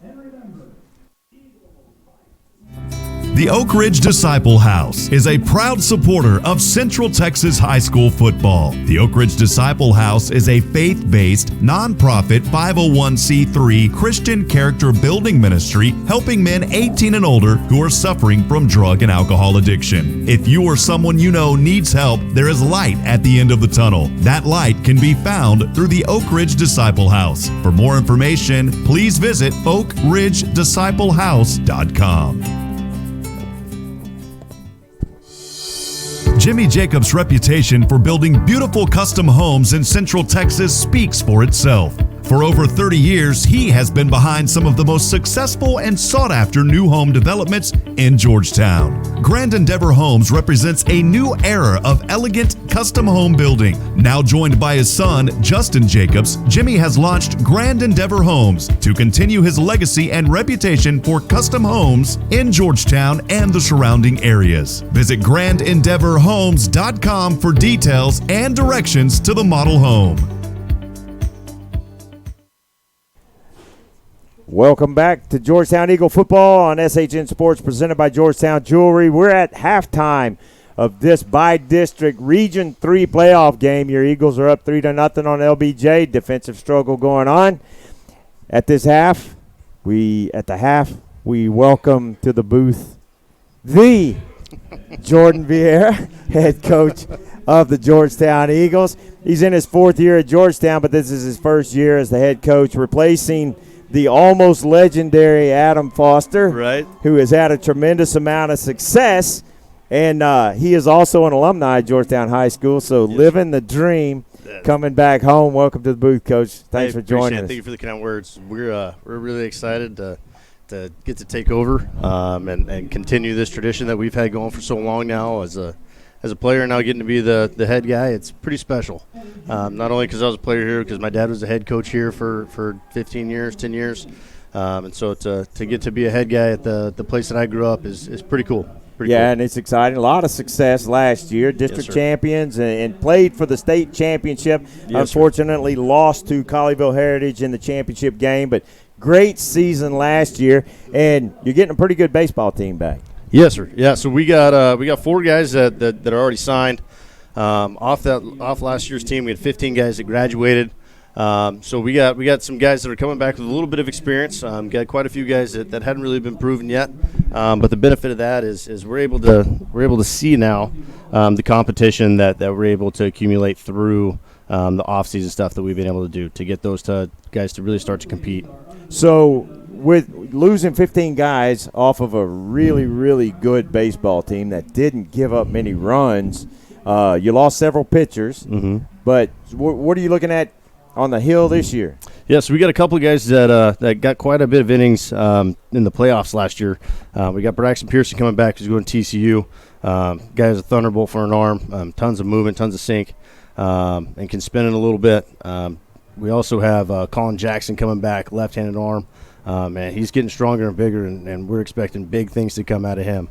Not to mention you got Wesley Kreger, the 6'7" giant. They can come down with a little bit of tilt at you. It's going to be fun to watch. Yeah, man, it's exciting to see the potential that we have to get to mix and match some things and see how we can make it work. How about at the plate? What are you looking at the plate? It's going to be a little bit different look than you had last year at the plate. Yeah, so we won't have the guys this year to be able to sit in the middle of the lineup and just bang and wait for runs to happen. So we'll get to move it around a little bit, get to have a little small ball, force the action, get back to some older Georgetown baseball that we've got to know and love so much over the past 10 years or so. So it's going to be interesting to see how we're able to get to first base and create havoc. So kind of some of the Augie Garrido small ball going on. A little bit of a look to that. Kind of a new look for the Georgetown Eagles compared to last year in new facilities. Yes, sir. So we're incredibly excited about the new facility that we got going on with the renovations. I am too, because the press box is going to be nice. Yeah, it's gonna be top notch. It's gonna be top notch. You'll have a great vantage point and great seats. But yeah, it's around 1,000 seats covered. Every seat's going to be covered. About 400 of those, 200 of those are going to be bleacher backs. All new turf on the infield. It's going to be a top-notch facility. We're incredibly excited and blessed to have something like that in our area. So it's going to be the same setup with turf in the infield and, Yes, sir. and regular grass in the outfield. Folks, if you haven't been to an Eagles baseball game, it's a lot of fun to go out because there's some talented kids, and you can tell that by the scouts that are sitting in the stands. Yes, sir. Almost every home game. So you play in District 18, right? Yes, sir. Okay, District 18 is different than the football setup. Yes. It's District 11 for football, but District 18. Talk about some of the competition in that. Yeah, so we're gonna have a work cut out for us this year. Hutto's returning a ton of guys, and some guys that have done very well for them. So to get past those guys is gonna be good. And then Elgin's always an incredibly scrappy group, well coached, and they play really hard. So we're gonna have a work cut out for us for sure. Not to forget the crosstown rivals with Eastview, but it's going to be a fun, competitive district, and we're going to have a work cut out for us, that's for sure. So for the football folks that are listening, y'all are in the same district as Eastview in Yes. baseball. Yes, sir. Not football, but in baseball. Mm-hmm. And Eastview hasn't had a lot of success, but they've got some talent coming back too this year, right? They do. They got some guys that have had quite a bit of playing time. And so they're going to be difficult to get past. Plus, you put the rivalry stamp on something, anything can happen. And we've been fortunate to come out on the top end of that for quite a few years now. Yeah, I may be a little biased in my in my view of Georgetown Eagle baseball for a multitude of reasons. A, it's Eagle baseball. B, I've known Jordan since he was a little kid while his dad was a coach here. I was good friends with his dad years ago. Since I guess about 2000, yeah, and so I've known Jordan. We're starting to be able to say we've known each other a long time now, right? Since we became Eagles, and it's been fun watching this maturation process with Jordan as well, and now seeing you at the helm is. I'm proud of you. I appreciate it, and Kelly. I'm proud for you, man. It means a lot. It's so much fun to watch, folks. If you even kind of like baseball, come out to Eagle Field and watch these kids play. It is a fun brand of baseball. It's going to be fun. We're going to have a lot of excitement. We're gonna keep you on your toes and keep making sure that we keep that action moving. You get pretty good support from this Georgetown community, don't you? We do. We do. Man, we wouldn't have the facilities we have. We wouldn't have the nice things that we're blessed with without the people in our community. This community's done a great job of coming out and supporting everything that we do and allowing opportunities for our kids to get to do some pretty special stuff. Yep. And, folks, if you're a hat person, Georgetown Baseball has the best Georgetown hats that you can get because I love their hats. I'm wearing one right now.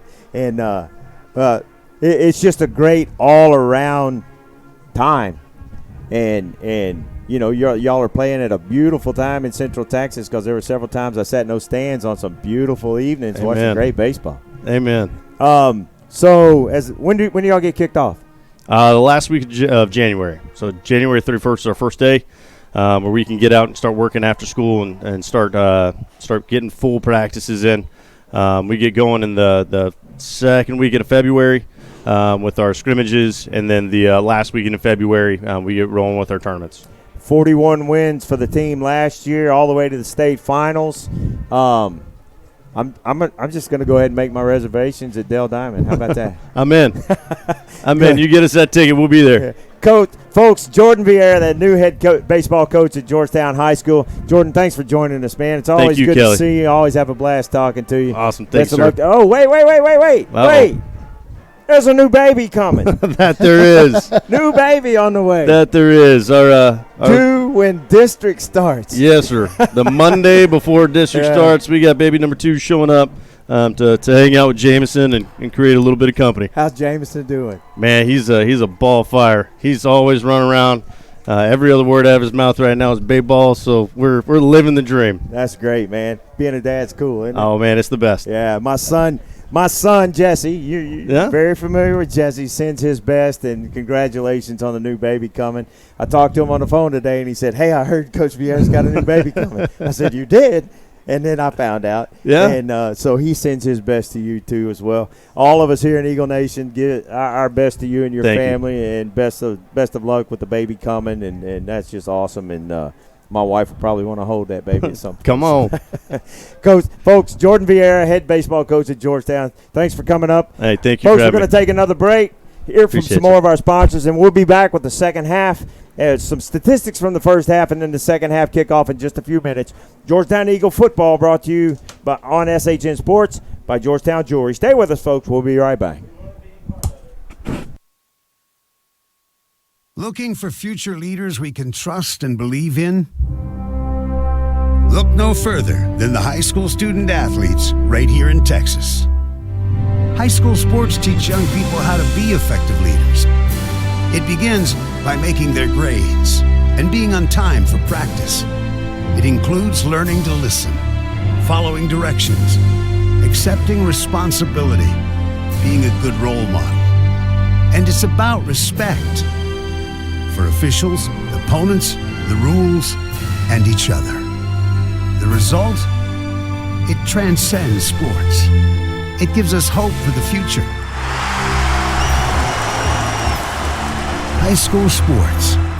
There's so much more than just a game. This message presented by the Texas University Interscholastic League and the Texas High School Athletic Directors Association.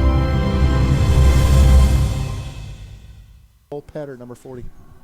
Okay, we're back here live. Sorry about that, folks. And we're going to go over some scores. Real quick, I'll give you a weather update. It's 43 degrees, winds southwest at 1 mile an hour. Starting off in District 11 5A tonight, you've got Seguin visiting number 9 in the state, Hutto. And Seguin is trailing 5-25 with 1:19 remaining in the second, last I looked. And then at the half, out there in Dripping Springs, Maynard trails Dripping Springs 21-24. And then last night at Gupton Stadium in Cedar Park hosted McCallum, and they throttled them 49-10. And some other scores around the area, some folks that might remember Stephenville, they beat Dunbar last night 56-14. And for the Georgetown faithful, Eastview's currently trailing Kerrville-Tivy out in Kerrville 14-21, about 12 minutes to go in the third quarter. Some other scores around the area of note. Cypress Ranch Mustangs leading Stony Point Tigers 24-14 in the third quarter. A surprising score here, folks. Bridgeland Bears are beating number 18 in the state, Vandergrift Vipers, 13-0. Wow. With 12 minutes to go in the fourth quarter. And another interesting score, nobody really knew who was going to win this game, but Vista Ridge Rangers are tied up at Gupton Stadium with Tomball Memorial Wildcats. So some interesting games going on. Let me see if I can find some more. A big one, a powerhouse game, and 5A division or 5A Division 2, or is it 6A? 6A Westlake. Chaparral's number 12 in the state is leading number 23 Steel Knights out of San Antonio, I believe 13-7. And then Lake Travis at the half, number 11 Lake Travis 14-3 over Smithson Valley. And let's see what else. And of course here at Nelson Field, it's 3-0. Georgetown leads LBJ. And then out in Rockdale, I believe Granger Lions are beating Snook Blue Jays 17-0 at the half. And some other scores last night. Mason beat Thrall 41-20. And that should do it for around the area. That's most of the games of interest for round one of the playoffs. Thanks for the update. Our halftime stats from our statistician, the legendary, tremendous Galen Welnicki, our statistician. Georgetown had 7 first downs compared to LBJ's 5 in the first half. 18 rushes for 38 yards for Georgetown, 14 rushes for 69 yards for LBJ. Georgetown had 97 passing yards. Herman was 9 of 15 with 1 interception. 27 passing yards for LBJ. Their quarterback was 2 for 8 with 2 interceptions. Total yardage, 33 plays for the Eagles, 135 yards. 22 plays for LBJ, 96 yards. Georgetown didn't have any fumbles. LBJ had no fumbles as well.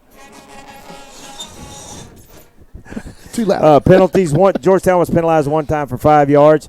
LBJ was penalized 5 times for 40 yards. Georgetown's had no punts, and LBJ has had 2 punts, and they are averaging 23.5 yards per punt. Edie has 13 carries for 35 yards. Herman has 6 carries for 4 yards.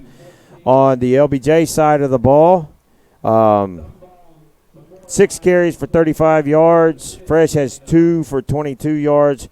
And Hudson has 4 for 15.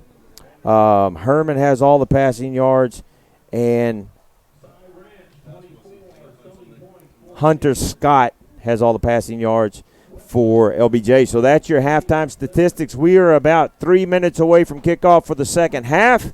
We're going to let you hear from a couple more of our sponsors before we get back to the second half. Thank you for joining us here on the Georgetown Jewelry Halftime Show. Your Eagles are up 3-0. We'll be back in just a few minutes, folks. Thanks for joining us on the SHN Network, presented by Georgetown Jewelry. The most important team member isn't always playing in the game. Sometimes they hold a clipboard on the sideline. A good coach doesn't just call plays. They instill confidence in the individual and help the team overcome adversity. At Frost, we believe that good coaching in your financial life can accomplish the same thing. After all, if we believe in you and you believe in you, anything is possible. Frost.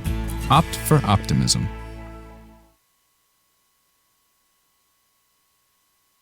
Going on vacation? Do you have pets? Home Away from Home Pet Care's goal is to provide a fun, enjoyable, and stress-free atmosphere for your pets while they are separated from you. We want them to have a vacation too. We specialize in pets that most other facilities won't take and work with your veterinarian to fulfill any special needs. Inside our facility, we provide air conditioning and heating, music, and night lights at bedtime. Outside, we have large, spacious runs with shade and splash pools. For more information, visit homeawayfromhomepetcare.com. Thanks for joining us, folks. Back here at Nelson Field, your Georgetown Eagles are up on the LBJ Jaguars 3-0 at the halftime. We are about a minute and a half or so away from the second half kickoff. Another one of our sponsors, WVE Vehicle Electronics, offering a portfolio of high-quality aftermarket vehicle electronics, including connectors, relays, solenoids, switches, emission, and ignition electronics. Building upon a foundation of premium full-line programs established under the NGK Spark Plug and NTK sensor brands, WVE products are rigorously tested and engineered to perform in import and domestic vehicles. For your vehicle electronic needs, choose WVE Vehicle Electronics, precision engineered to perform. Found at your hometown Fox Auto Parts store in Georgetown, Texas. We also want to thank Chuck and Kay Pledge for their support of SHN football. Chuck has been having some medical issues, but he's better, and we can't wait to see Chuck and Kay back at the football field. Your Eagles are taking the field for the second half. LBJ is about to take the field for the second half. Dave? Kelly, we've got an update from Brad Tillery. We really miss him on the call tonight. Thanks a lot. He's letting us know that the game the game opposite of us in the bracket, Foster leads undefeated New Caney 17-14 at the half. The winner will play the winner of this game tonight. So that would be an epic upset. That would in be the first round by this game. And that game will be next Saturday. We've already confirmed this with Pete Thiel, the head of the Booster Club. That game will be played Saturday. We've got an update on that score. Okay. It's 21-17 New Caney now. Okay. So that's an interesting score. And folks here, Dave, we thought we would have a little more score than this, but we said before the game Georgetown could not fall behind, and they've done a good job of keeping the offense for LBJ in check in the first half. They haven't, and they capitalized on points on turnover. We're so far winning the turnover battle. And our defense, as always, I know it sounds like a broken record, Kelly, but our defense is just playing really, really well. They've given up some rushing yards, but it's interesting looking at these stats. We've got a total of 135 yards versus their 96, and we're doing a lot more passing than I expected, Kelly, with 97 yards passing. LBJ has 27 yards passing, and they're more rushing than we are. So it's interesting. But Sean Fresh, the speedy wide receiver that's committed to Rice, has not had a lot of success. He's been targeted a couple of times, one down deep in Eagle territory, but it was out of bounds when he made the catch. So they haven't really been able to maximize their speed in this game. I think if we just keep feeding it to Edie and Darson and open up that pass, we'll be in good shape. Here we go with the second half. The Eagles will be kicking off right to left. Pooch kick is fair caught at the 35-yard line by LBJ. That is number 10, Edward Thompson, the senior. So the Jaguars will take over right there, 1st and 10 at their own 35-yard line. What adjustments, if anything, do you think, if you're the Georgetown coaching staff, do you make at this point? I don't know, Dave. That's why I'm in the press box. Folks, again, thanks for joining us here. It's the Royce Electric third quarter, just getting started in the second half. Your Eagles are up 3-0. LBJ takes the opening kickoff. Fair catches it at the 35-yard line, so they will begin the second half at their own 35. They're going left to right in their black uniforms with the white numbers, black helmets. The Eagles are in white shirts, blue pants, and silver hats. Cook is in the backfield at quarterback, Hunter Scott takes the snap and hands it off. Big Noe Ibarra, Matt Anderson, Braden Hargrove, they're all in on that tackle. Short gain, maybe a yard. They were not allowing him to get anywhere on that one. He tried to run up the middle, no going. No go, gain of a yard. It's 2nd and 9 for the Jaguars at their own 36-yard line. Scott looks to the sideline for the play. He has 4 receivers in a diamond formation out to the left, 1 to the right. Showing blitz. Eagles back off the blitz. Scott keeps the ball, goes across the 40 to the 42-yard line. He's picked up off of his feet by Taylor Beal. No flag. They're letting him play. He gets to, wow, they gave him a generous spot at the 44-yard line, so it's 2nd and 8. He had that progress before Beal picked him up off the turf and threw. Some tempo there by the Jaguars. Quarterback takes the snap, throws it out to his right to number 7, Danny Davis, who gets almost to midfield, just shy of midfield, but that's a first down for the Jaguars. You know, he had a host of blockers. We're going to close this window a little bit because the LBJ band is right in front of us, and we're going to turn down the crowd mic just a little bit as well. So but a host of blockers right there. Jaguars are in business at their own 49-yard line, 1st and 10. 10:57 left in the third quarter. Royce Electric third quarter. Scott in the backfield with a back to his left. Receiver goes in motion to the left. Scott keeps the ball, but he trips and falls as he tries to run forward and actually loses a yard. So it's going to be 2nd and 11 at the 48. Great job, the defense right there standing up. You know, we go back to that one play. He had a host of blockers out there on that outside. It gave him that first down run. And they got out of bounds. I wonder if they're thinking about, hey, we need to get out of bounds. We need to make this game slow down a little bit. That first half, Kelly, went super fast. 10:30 in the third quarter. Clock's running. Swing pass out to the left to Jeremiah Washington. Good pursuit by the Eagles, and he is taken down almost immediately. Gets back to the line of scrimmage, and no more. It's 3rd and 12. That Blue Storm defense, they were running across the field extremely fast. A lot of white jerseys heading to that side of the field over there. Good pursuit. Scott's in the backfield along with number 14, Christian Edgar, to his left. 3 receivers to the right with Sean Fresh in the middle of those 3. 1 receiver to the top on the left. Jaguars are going left to right. Eagles have the 3-man front. Snap back to Scott. He rolls out to his right. He's got nowhere to go with the ball. He tries to get it to Fresh, but it is incomplete. It is 4th and 12. Andreas Langhorn and Hargrave were all over that play. They were pursuing him and drove him back at least 7 yards, and he had a lot of pressure in his face and could not get the ball. Barely got it across the line of scrimmage. It's got to be frustrating for the Jaguars offense because they can't really generate anything, and the Eagle defense starts the second half like they did the first half and shut down the drive. So Fresh back to punt, gets the ball away. It's a short end-over-end kick, fielded at the 22-yard line.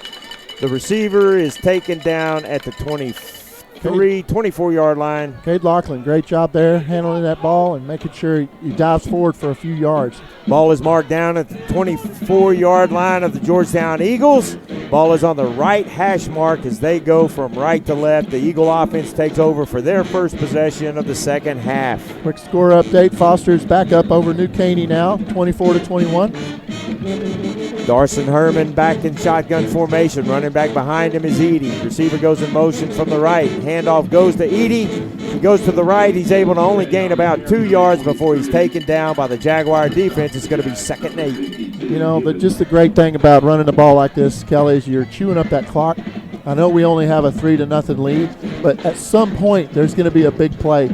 And feed it to Cole Petter, number 40 again. 9:15 in the Royce Electric third quarter. Clock is running. Herman's in the backfield. Fakes the handoff to Edie. Throws out to the right. Got a receiver at the 30. He gets up to the 34, 35-yard line. That's going to be just enough for a first down for the Eagles at the 35-yard line.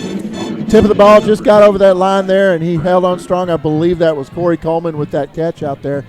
Great job. He's a pretty big-bodied wide receiver, and he's going to be hard to bring down. Good job by Coleman of hanging on to that football and getting the yardage needed. Herman's in shotgun formation. One receiver to his right. Edie's in the backfield, moves up to his left. Tight end switches sides, makes a strong side to the Eagle offense left side. Two receivers to the left. Receiver in motion, fakes the handoff. Herman keeps it, goes up the middle. He gains about 7 yards. It's going to be 2nd and 7 at the Eagles' 42-yard line. What a great read by Herman that time. You know, you saw him holding on to it as the guy was coming across the field. At the last minute, he rips that ball out and takes off running. He saw a great hole provided by the offensive line. Lachlan and Corey Coleman are out to the left. Herman's in the backfield with Edie. He swings the ball out to Coleman. Coleman catches the ball at the 40, moves up to about the 43-yard line, but no more. Gain of about a yard, so it's going to be 3rd and about 3 for the Eagles. They got to get to the 45-yard line for the first down. A host of Jaguars were all over him really quickly. Great job of holding on to it. They actually marked the ball down at the 43, so it's going to be 3rd and 2 for the Eagles. Herman's looking to the sideline for the play, gets the play. He's got 2 receivers out to his right, two running backs in the backfield with him. Edie's directly behind him, back offset to Herman's right and in front of him. One receiver to the left. Edie goes in motion out to the left. Herman rolls to his right, throws the ball out, but it's short, hops before it gets to the receiver, so it's incomplete. That's going to bring up 4th down. 4th and 2 yards. This is where maybe you bring in. Yep, they're bringing them in, the big fellas. And they might be going for it. No, it's going to be a kick. Cade Laughlin's coming in, but just that ball was just a little underthrown into the grass there, about a yard in front of the receiver. Cade Laughlin comes in for what will be the Eagles' first punt if they do punt it.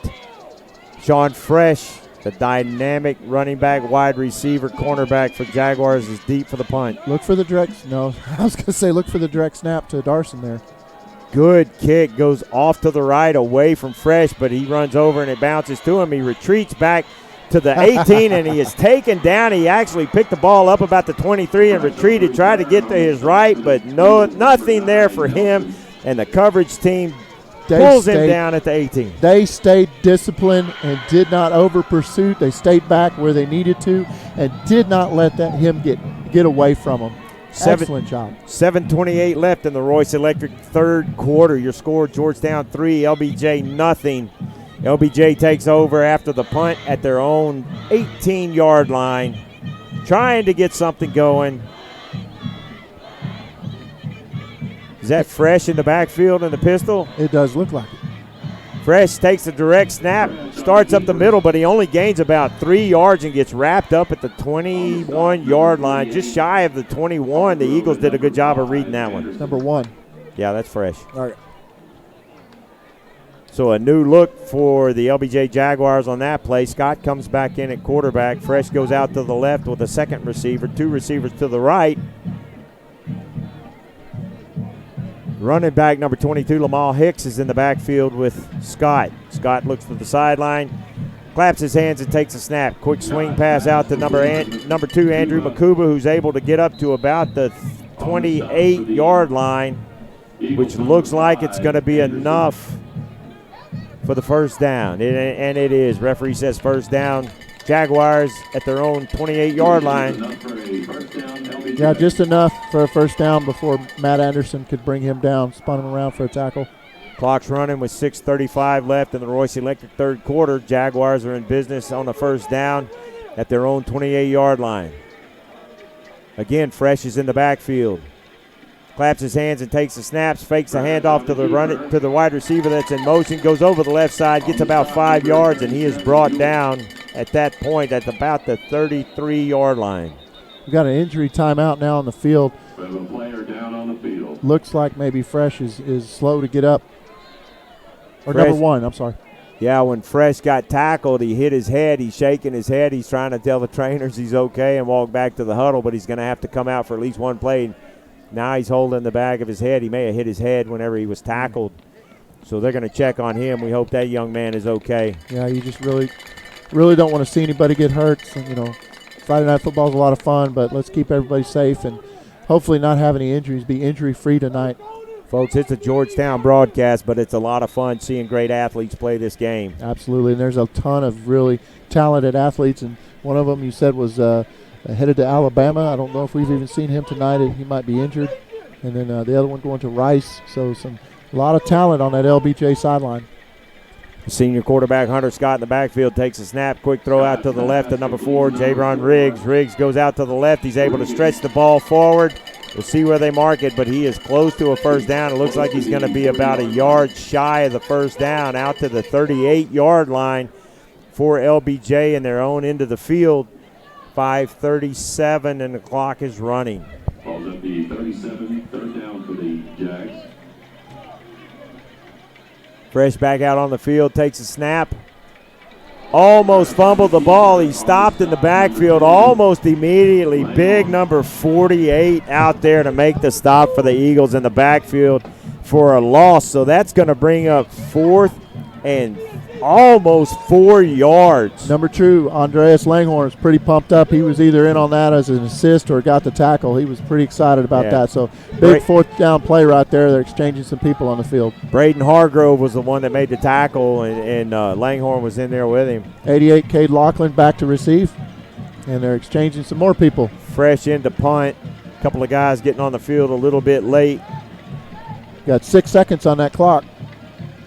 Play clock down to 3, but Just the snap get is back. Fresh punts the ball. Good high kick. Fair catch called at the 35-yard line. So, again, the Eagle defense holds, doesn't allow LBJ anything on that set of downs, and the Eagles take over. 4:36 left in the Royce Electric third quarter, folks. We're going to let you hear from one of our sponsors, and we'll be right back. Stay with us on the SHN Sports Network.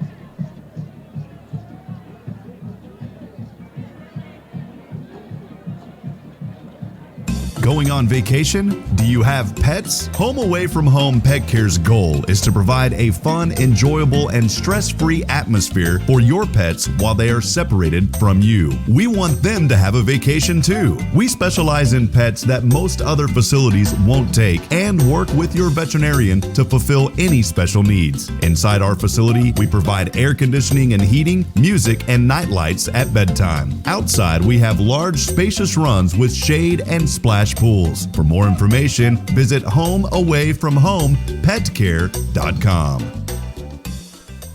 Edie takes the handoff on the first play from scrimmage and gains 9 yards. It's 2nd and 1 at the 44-yard line for the Eagles. Herman takes the snap, fakes the handoff to Edie. He's looking deep, but he's sacked in the backfield. Big loss of about 6 yards back there. Herman unable to get the ball away in time. Yeah, that's the first sack I believe we've seen tonight, given up by our offensive line. And that, unfortunately, Tyler Fithian was going deep and wasn't able to get open. And Corey Coleman was on the side, wasn't able to get open as well. 3rd and 6 for the Eagles. Herman's in the backfield with Edie to his right. He takes a snap, fakes the handoff to Edie. He's looking for a quick throw, completes the ball out to number 85 on the edge, Brandon Bradford, and he's able to get up to midfield for a Georgetown Eagle first down. Bradford has had some exciting games of late. He's been a second-half season guy. He's been coming along really well so far and just being really productive for these Eagles. Eagles just barely into LBJ territory at the 49-yard line, 1st and 10 for the Eagles. Herman's back in shotgun formation, brings Edie up to his left in the backfield. 2 receivers left, 1 right. Receiver from the right goes in motion to the left. Herman fakes the handoff to him, keeps the ball, goes over to the right side, and he's able to gain about 3 yards, so it's going to be 2nd and 7 for the Eagles. Again, one of those plays with a lot of motion going on. And it's a lot for the defense to keep up with and spot where that ball is going. And it's fun having that mobile quarterback. Eagles are up 3-0 with 2:50 left and the clock running in the Royce Electric third quarter. Herman's in the backfield, takes a snap. Edie rolls out to the left, swing pass out to him. He's got a lot of room. He crosses over the 45 down to the 44, but a flag comes in from the edge. We may have a hold. Could possibly be out there on the edge. They might have gotten Coleman down here on the edge for holding. He did fall down, so maybe Yeah. And it is holding. Holding on the Eagles wide receiver, Corey Coleman, so that's going to back the ball up 10 yards from the previous spot, so it's going to go back to about the 46-yard line. At the start of the fourth quarter, Foster is still up over New Caney, 24-21. Brad Tillery keeping us updated. Herman's in the shotgun formation, 3 receivers to his right, 1 to the left. Edey goes in motion out of the backfield, swing pass out to the right. Brandon Bradford catches the ball, and he gets back to about midfield, just shy of midfield, so it's going to be 3rd and long. You know, he's a really good job of spinning away out of some tackles. He avoided some tackles on that run and was able to get back some of that yardage. 3rd and 11, 2 receivers to Herman's right, 2 to his left. Edey again in the backfield, comes up to his left, even with Herman. Receiver goes in motion, right to left. Jaguars almost jump off sides. Herman rolls out to his left. Ooh, yes. Completes the pass down to about the 40-yard line. He's about a half a yard short. Corey Coleman on the catch. They mark it at the 40-yard line, so it's going to be 4th and 1. The Eagles bring in the buffet killers that I like to call them, because it's all the big boys who cost mom and dad a ton of money at HEB. Absolutely. You've got Taylor Beal in there. I believe I saw Braden Hargrove. They come up quickly to the line. Herman's got a lot of people in front of him. He takes a snap. The line pushes and moves. Herman crosses over to the 37-yard line. 4 yards when he needed 1. That's a first down for the Eagles. Alex Steele almost scored a touchdown on that one. He was like 25 yards down the field blocking on that one. Problem is he didn't have the ball.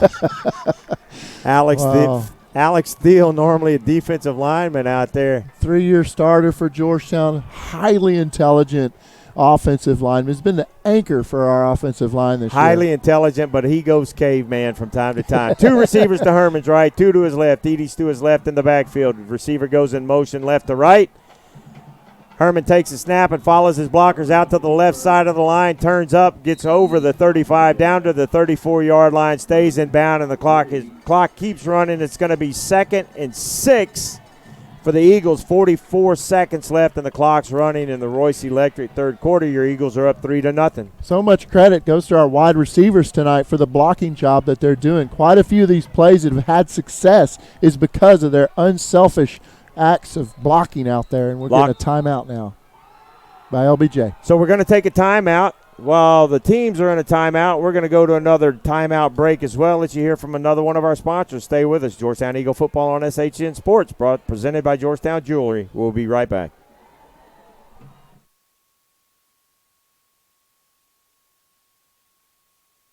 If you're looking to buy or sell a home or land in the Georgetown area, call Glenn Patterson, Realtor. As a third-generation resident of Williamson County, his knowledge will assure you will receive the best price for your purchase or sell. Don't wait. Contact Glenn today at PattersonPropertiesTX.com.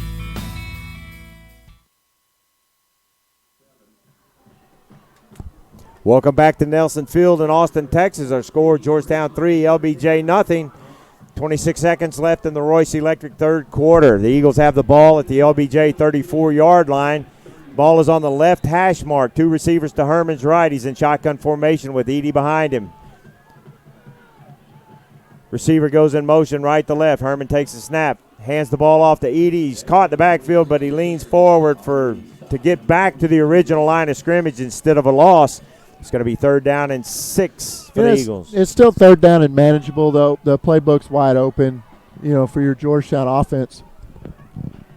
It's really been fun to watch this run game tonight for Georgetown. They've actually been doing really well. It's like we've got an injury timeout for LBJ. So while we're at this injury timeout, we're going to let you hear from another one of our sponsors. We'll be right back right after this message.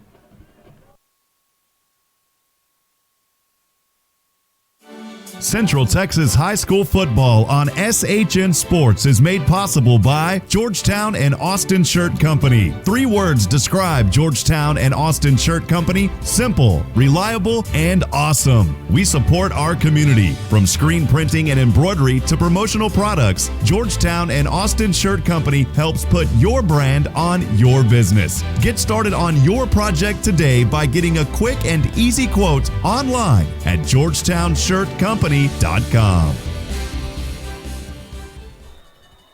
Welcome back. The Eagles have the ball. Referees stopped the play again. Oh, they started the clock back, and that ends the third quarter. So we're going to go to another break. The Royce Electric third quarter ends with your Georgetown Eagles up 3-0. We'll let you hear from some of our sponsors, and we'll be right back on SHN Sports. Don't miss the UIL State Championships December 18th through the 21st at AT&T Stadium in Arlington, Texas. Tickets are available now through Ticketmaster. For more information, visit uiltexas.org. Meet Josh. Hi, everybody. Josh is a high school basketball player, solid shooter, great teammate. Hey, don't forget my tenacious D. And he's my son. Uh-huh. So, what does Josh do to be the best basketball player he can be? I play tennis. Studies show that student athletes here in Texas who play more than one high school sport are more likely to excel. Tennis does more than improve Josh's conditioning. It gives him a fresh competitive outlet, reduces the risk of injury by cross-training, and introduces him to different coaching techniques and new friends. Don't get me wrong, hoops are my first love. Tennis just gives me a little break. So when the new season begins, Josh isn't burned out on basketball. He's eager to play, and you can see the difference in his game. Herman is sacked on the play. He's unable to gain anything. He loses about 5 yards on that, so it's going to be 4th and 14 for the Eagles at the 40-yard line of LBJ. 11:35 and the clock is running. He kind of spun around. There's just nowhere to go with the ball, and he just, smart just to not have an interception at this late stage in the game. Just underway in the Extraco Banks fourth quarter. Herman's back in shotgun formation, 4th and 13. He's looking deep for a receiver, back in the pocket. He's got a guy out on the left side, but the ball is incomplete. Even if he had completed it, he would have been short of the first down. Lachlan unable to come up with the pass, so it's going to be another turnover on downs for the Eagles. Yeah, you're going for it on 4th down. You have to. It's playoffs. This is a low-scoring game. It's exciting, though, even though it's a low-scoring game.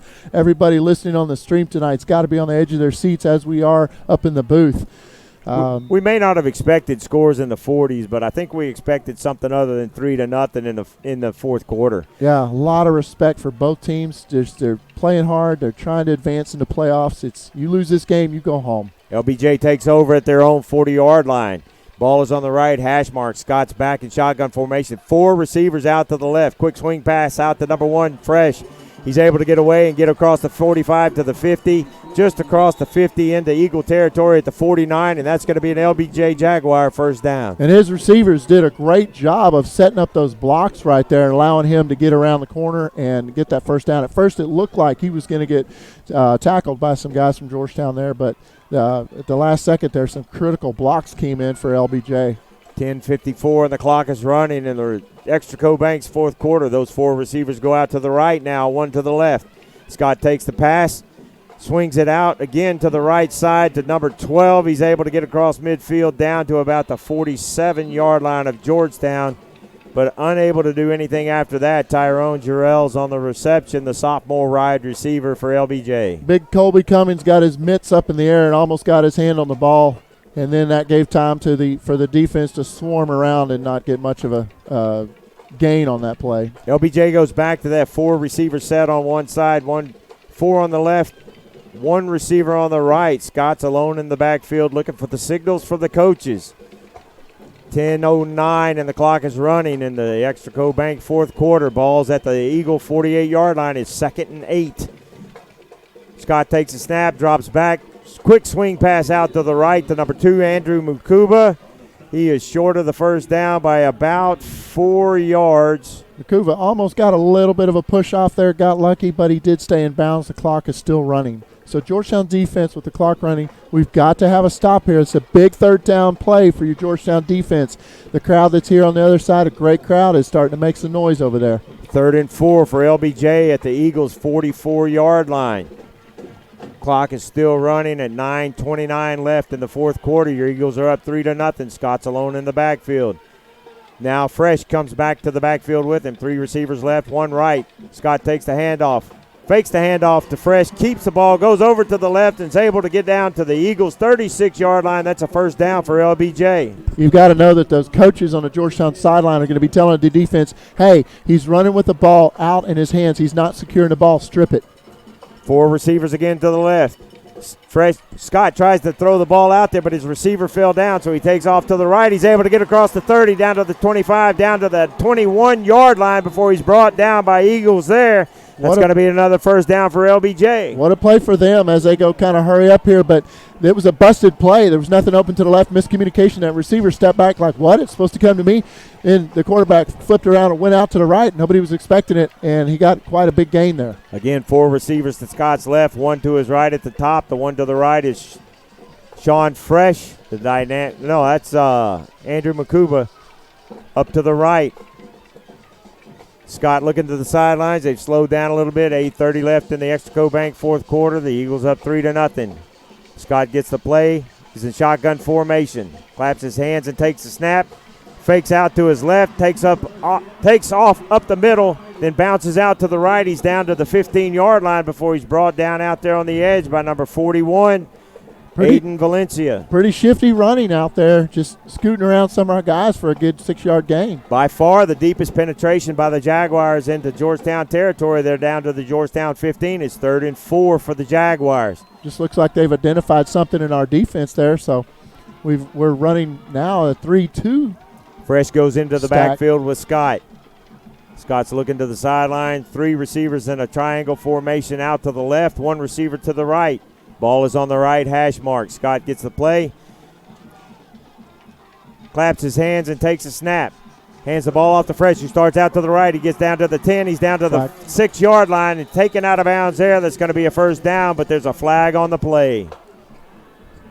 Might be a holding. It was right. The flag was thrown right there at the first down marker on the right side of the field as that play was developing, going around to the right side. LBJ players are walking back. It is going to be a holding. That's the initial call from the referee. This LBJ crowd is not happy about that call. There's going to be holding, so that's going to back the ball up 10 yards to the Georgetown 21-yard line. That's going to make it 2nd and 10 from the 21-yard line. LBJ fans not happy. 1 receiver to the left, 1 to the right. Scott's in the backfield looking for the plays. He's got Fresh back there with him in the backfield. Good to see that Fresh isn't hurt and can continue to play. Scott takes a snap and hands it to Fresh. He starts off to the right but cuts back to the left, gets across the 20 down to about the 16, 17-yard line. Very patient running by Fresh. You know, he's kind of stepped around a little bit there, popped to the left, and took off up through the line.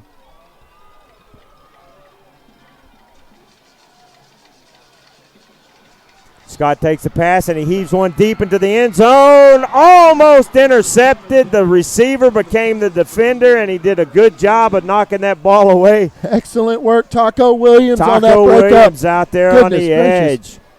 Goodness gracious. Great coverage by Taco's. A jump ball in the corner. Taco's got his hands going everywhere like spaghetti. He's not coming down with that ball. So it's going to be 4th and 6. Field goal team comes in for the Jaguars. If they do kick it, it'll be a 34-yard attempt from here. Number 34 is on for the Jaguars. Snap is back. Kick is up. And this ball game is tied, folks. 6:43 left in the game. The Extraco Bank's fourth quarter. And our ball game is tied. The Georgetown Eagles 3, LBJ 3. We're going to hear from one of our sponsors. And we'll be right back for the kick after these messages. Georgetown Eagle football on SHN Sports, presented by Georgetown Jewelry. We'll be right back, folks.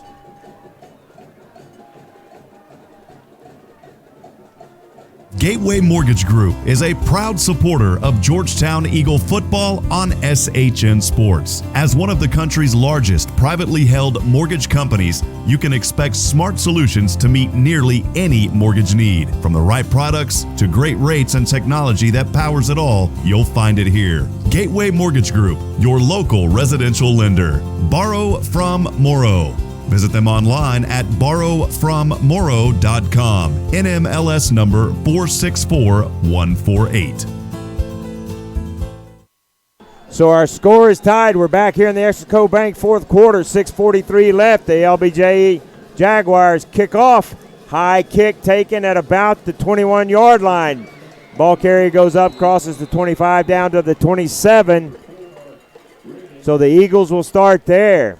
The Extraco Bank fourth quarter, 6:40 left in the game. Game is tied 3-3 after the 34-yard field goal from LBJ. Kelly, you can definitely feel the momentum here at Nelson Field has switched to the LBJ Jaguars. But as usual, your Georgetown Eagles, they will stay composed as they always stay calm under fire.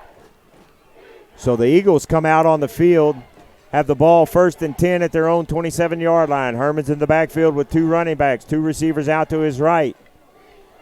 Hands the ball off to Edie, who starts up the middle, and he's able to get past the line of scrimmage to about the 30-yard line for a gain of 3. It's going to be 2nd and 7 for the Eagles. You know, it may just seem like 3 yards, but it's so nice to see him getting yardage on almost every carry like that. He's such a good producing running back for Georgetown. 2nd and 7 for the Eagles. 6:18 left. Clock is running. Game is tied 3-3. Receiver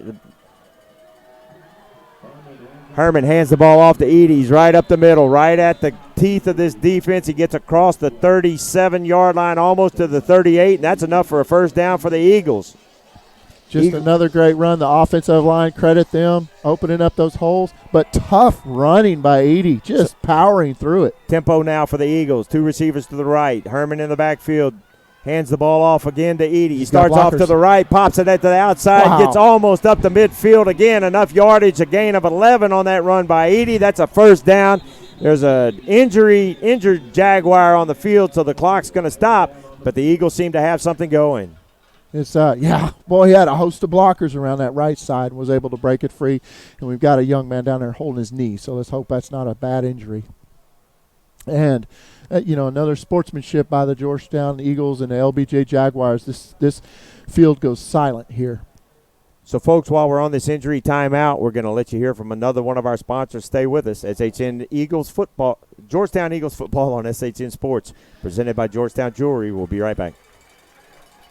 When it comes to business communication services, Minuteman Press in Georgetown can do it all. With a complete range of products and services at your disposal, we can help you get your message out to customers, employees, and vendors alike. Using the latest printing and document management technology, we handle your projects from start to finish. Our energetic and experienced staff is dedicated to delivering what you need when you need it. We design, print, and promote you. For all your business printing needs, visit Minuteman Press Georgetown online at mmptx.com. On first down, the ball gets handed off to Edie. He's only able to gain about a yard to midfield. It's 2nd and 9 for the Eagles. 5:20 left in the game.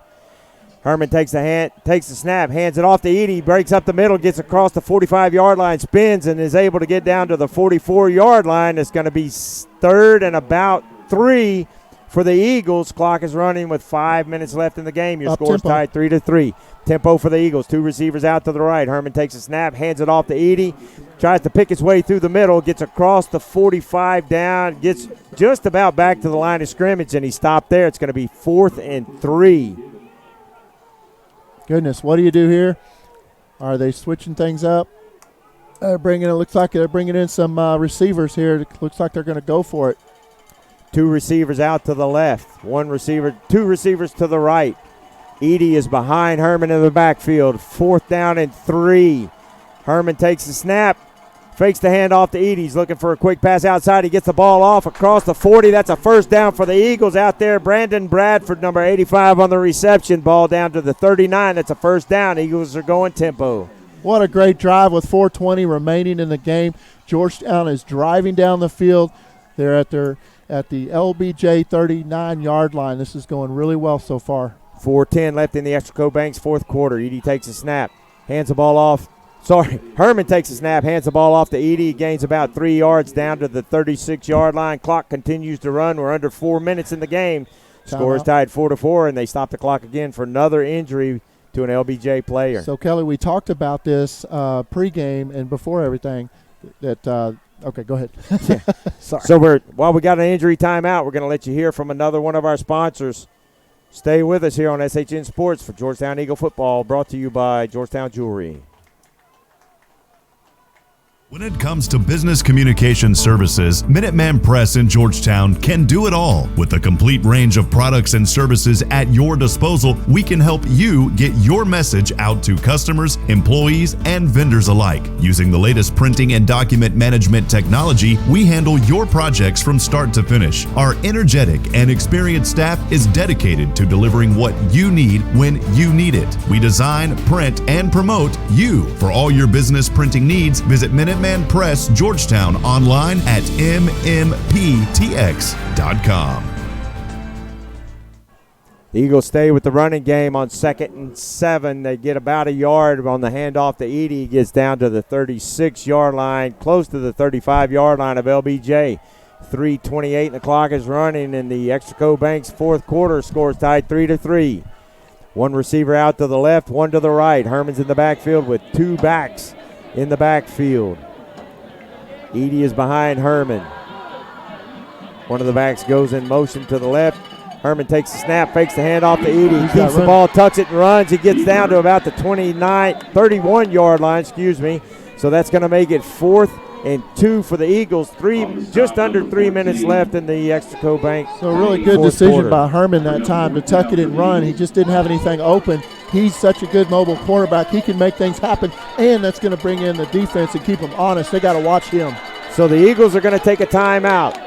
Talk it over. This is a big 4th down and 3 for the Eagles.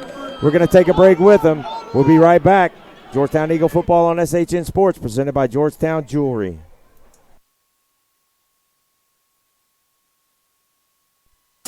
Central Texas High School football on SHN Sports is made possible by Georgetown and Austin Shirt Company. 3 words describe Georgetown and Austin Shirt Company: simple, reliable, and awesome. We support our community. From screen printing and embroidery to promotional products, Georgetown and Austin Shirt Company helps put your brand on your business. Get started on your project today by getting a quick and easy quote online at GeorgetownShirtCompany.com. The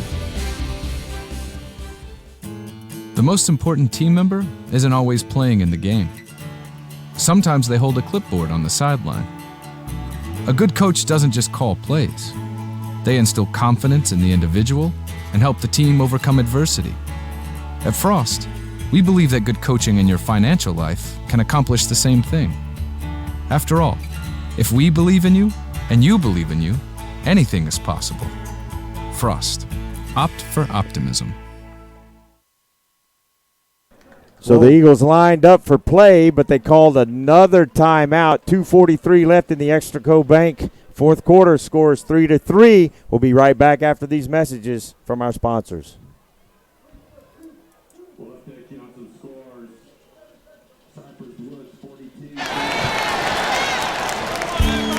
Now that's the sound of Eagle football. While the Eagles deliver on the field, Extraco delivers off the field. Whether it's opening up a small business, growing your business, retirement, or something simpler, we'll work with you to make it a reality. Let's build some dreams. Tell us your dreams at extracobanks.com. Extraco Banks is a member FDIC.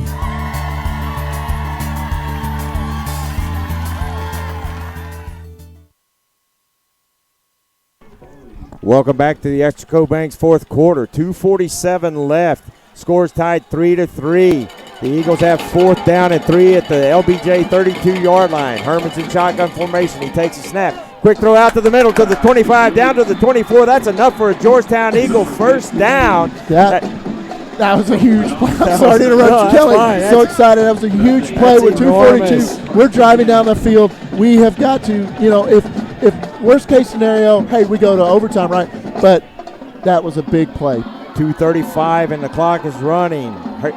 Herman in the backfield takes a snap, hands the ball off to Edie, goes over the right side down to the 20-yard line.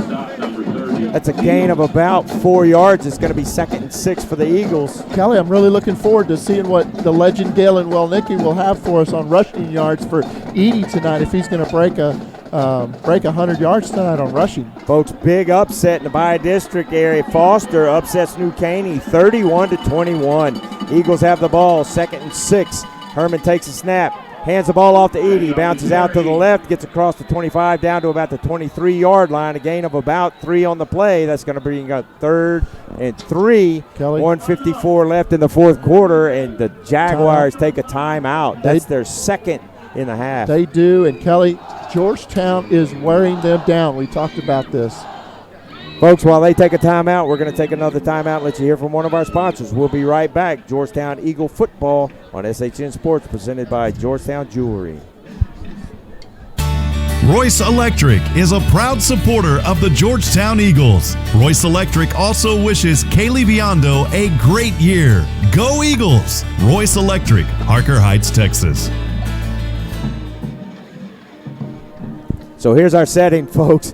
Fourth quarter, Extraco Bank fourth quarter, 1:54 left. Georgetown has the football, 3rd and 4 at the LBJ 18-yard line. They are in I started saying RJ. LBJ 18. So here we go. Herman's in the backfield. Receiver from the left goes to the right. Fakes the handoff. Herman keeps it. Goes up the middle. Bounces across the 15. He's driving down to the 10. They're pushing him. He's across the 10 down to the 7-yard line. First down, Eagles. 1:43 left. First and goal at the LBJ 7-yard line. Big time play for your Eagles, folks. Get on your feet. 1:43 to go, and Darson Herman's pushing the ball forward with a scrum. Outstanding play, Georgetown. 1:37 and the clock is running. 22 seconds left on the play clock. Looks like the Eagles are going to take a timeout. Herman was walking over towards the coaches, saying something to the coaches. They may be looking at his hand. I'm wondering if he hurt his hand on that play. 1:27 left in the Extraco Bank fourth quarter. Here's a message from another one of our sponsors. We'll be right back. Don't go anywhere, folks. We got a nail biter.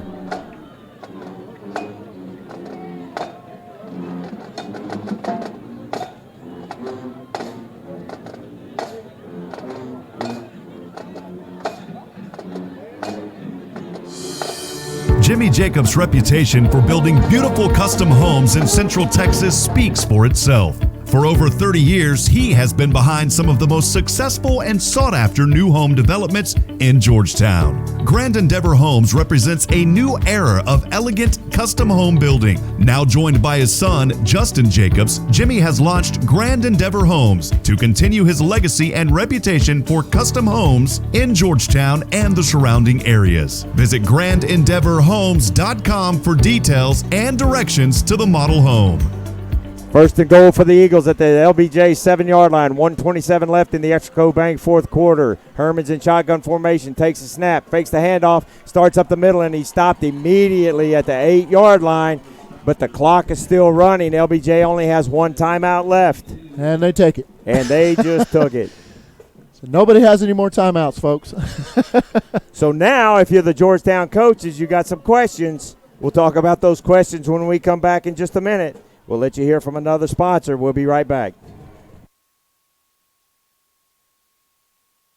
Sharp Propane, the propane professionals. Sharp works together with home builders and developers to specialize in residential and commercial propane tank installations and propane deliveries. No guesswork, no surprises. Reliable delivery and predictable monthly billing with Sharp Complete Care program. Sharp's smart monitoring system allows us to predict your projected propane usage. Please visit Sharp Propane, the propane professionals, online at sharppropane.com for your next commercial or residential propane fill.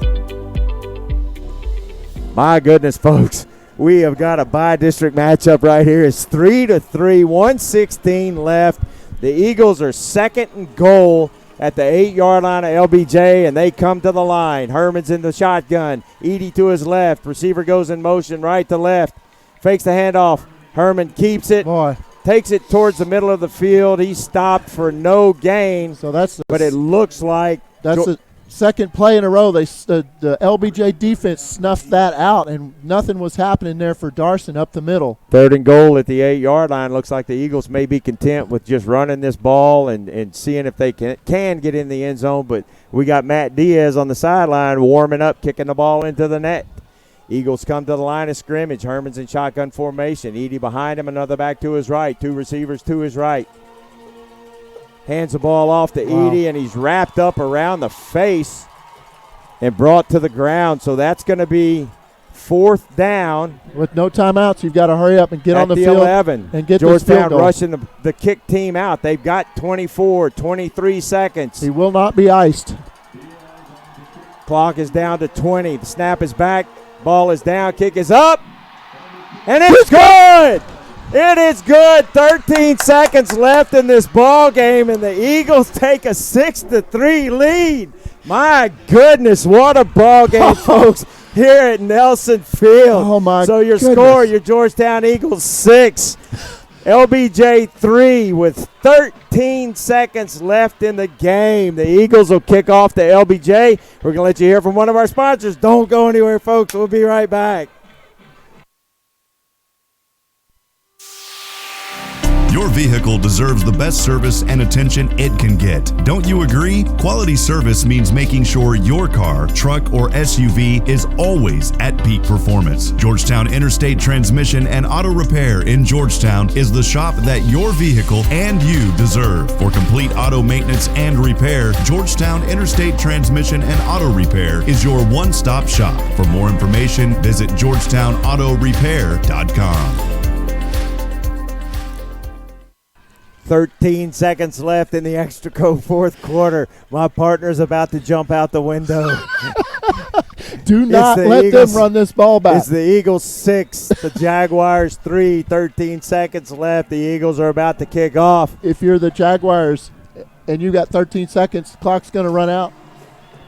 Pooch kick. Going to be caught about the 28-yard line. The receiver catches the ball, and he runs out of bounds at the 30, 11 seconds left. The Georgetown defense is about to be this. 3 guys rushing and everybody back deep. No timeouts here, Kelly.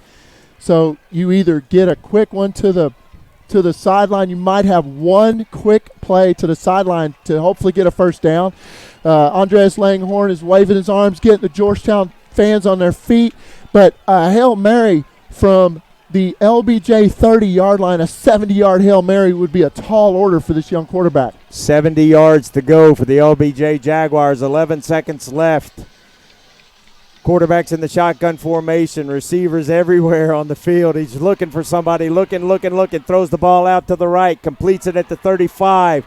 The receiver has the ball. He's got to get out of bounds. The clock has run out. Time has expired. That's the ball game, folks. There are no flags on the play. Your Georgetown Eagles have defeated the LBJ Jaguars 6-3. Last year, the Jaguars lost to Cedar Park in the first round on a field goal in overtime.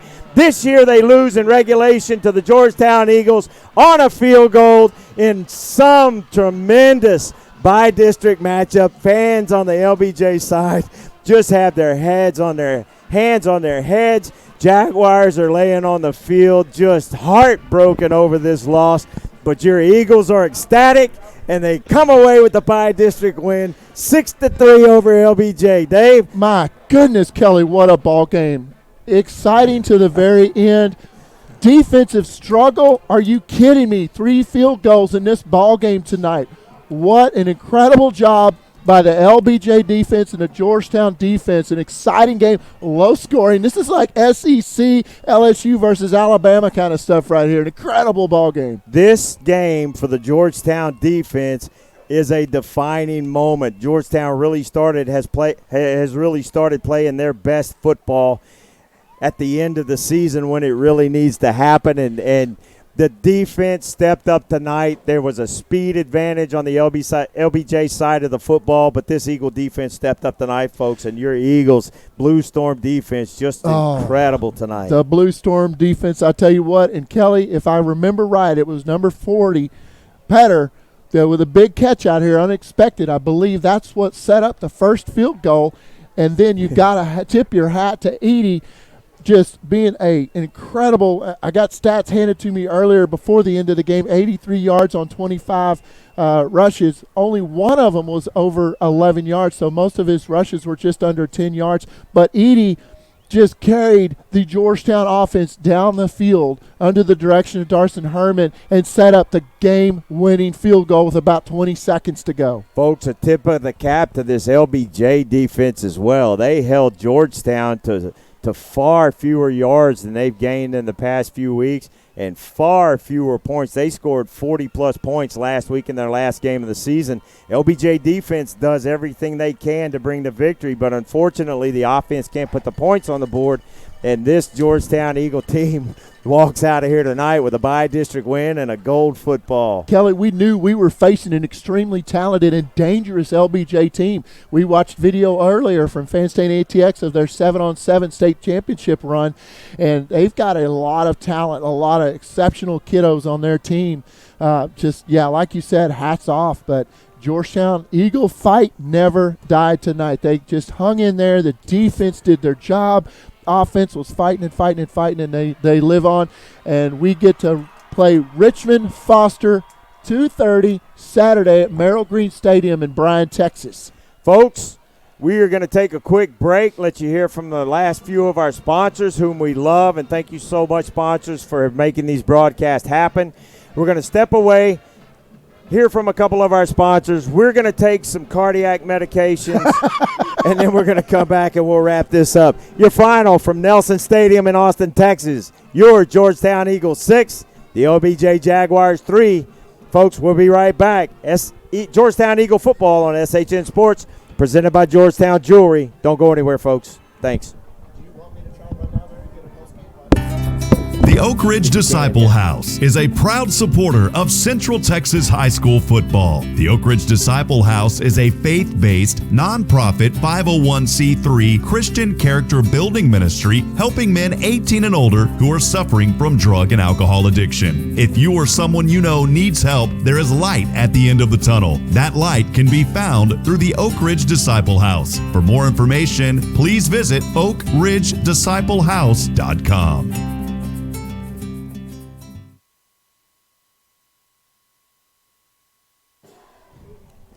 Folks, welcome back. My goodness. Hey, shout out from Rob Hipp listening to us in Huntsville. He's got the call on the Sam Houston State University Bearcats game tomorrow. Rob, thanks for listening in, buddy. One of the founders of SHN Sports, and we're so excited. Folks, listen, if you're listening in, you've got a business or you're an individual that wants to sponsor, because the good thing is we need sponsors because we got a broadcast next week. If you want to sponsor next week's broadcast, second round of the playoffs for your Georgetown Eagles, it's only $50 a game. Hit up Rob at shnsports.com. Again, that email address is rob@shnsports.com if you'd like to help sponsor our game next week, because we'll be traveling to the College Station area for the second round playoffs against a Foster team that surprised New Caney tonight. Folks, this has been a tremendous ball game. It's been so much fun to be here, and sorry, folks, Dave's trying to get our attention down there, and he left his phone. Yeah, he's not able to hear us on. Can you turn his mic up?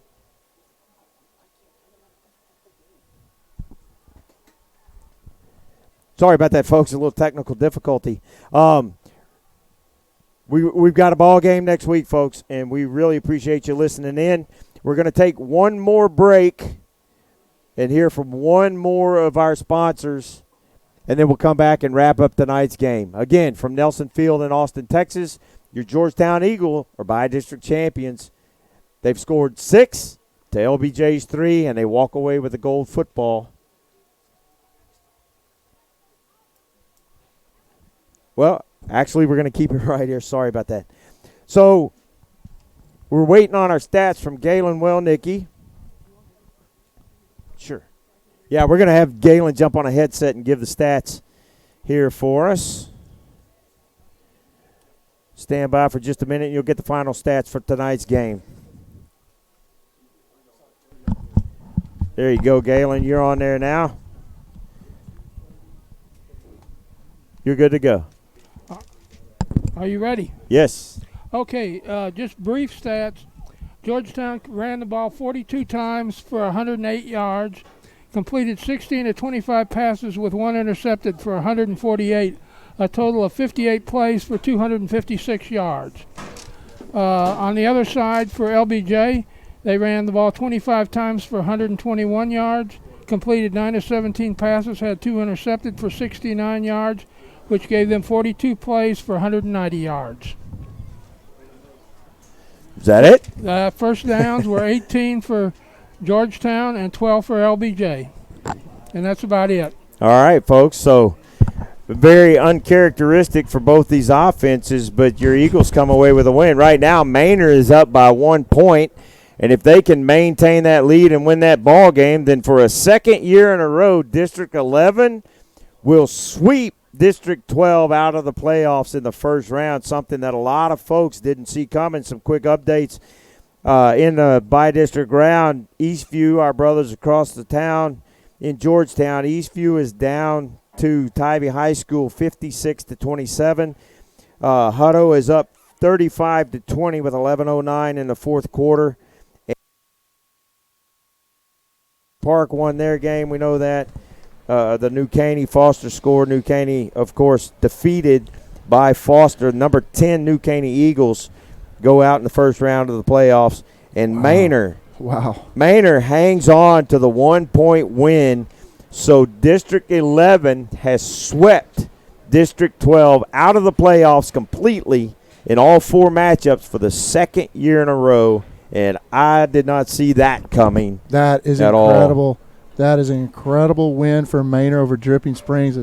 Just a really, really good program out there in Dripping Springs. And, folks, what a game tonight out here. I'm sure Kelly's probably already wrapped it up. But, wow. I know it's maybe kind of a geeky thing to say, but how cool is it having a really good senior kicker? Yeah. Matt Diaz, he's returning. He was injured there for a little bit. He's healthy now. How big is that tonight to have a solid kicker? And number 16, he did really well for us in his absence. And Diaz's older brother was critical when he played. So having a good kicker, boy, sometimes in the playoffs like that is a big deal. Folks, I do want to mention one more time, we are seeking sponsors for round 2 of the playoffs. We've got a broadcast next week, and we can't make these broadcasts without our sponsors, our wonderful sponsors, and those that you heard. Please, please, please, please, please visit them and let them have your business if they can do anything for you. Again, Rob's listening from Huntsville. He's as excited as we are. He's probably jumping around his hotel room as is like Brad, we've been sure. jumping around in the press box up here. And folks, it's just fun watching these kids play football and win these games like this. The coaching staff has always made us feel like we're part of the Eagle family, and we're just excited and ecstatic for these kids. They started off district really, really rough, but, boy, they have put it together now, and it's round 2 of the playoffs, so they hoist the gold football tonight. How nice is it, if you're a Georgetown coaching staff, to get those losses out of the way against 2 state-ranked powerhouses? Then you have all that film to coach off of, and then you finish out the season with some teams that you should do very well against, and the matchups are favorable for Georgetown. And how did the Hutto game finish up, Hutto and Seguin? All of District 11 – Everybody advances. Wait. We still got – Hutto's up 35-27 on Seguin, so it looks like they may be able – well, they're only down by a touchdown. Wow, Seguin to travel to Hutto Memorial Stadium up there. Tough place to play. And to be hanging that much on Hutto, that's incredible. Well, folks, Dave, final thoughts on tonight's game, man. Oh, my goodness, a defensive struggle. It felt like we were watching an SEC game. Just lots of defense tonight. Georgetown defense just did great, only holding them. That they had that one long drive. That was it. Everything else was shut down, and they allowed that one field goal. But Georgetown offense came back. Hats off to the offensive coordinator, the staff, for putting together some big plays. We got a few breaks here and there, but for the most part, it was Edie on the ground running the ball. Darson Herman with some really nice passes when it counted. And, the turnovers, I believe we won the turnover battle 2-1. But, goodness, round 1 is in the books. Georgetown moves to round 2 in Bryan at Merrill Green Stadium to Saturday. I almost said tomorrow. I want to play tomorrow.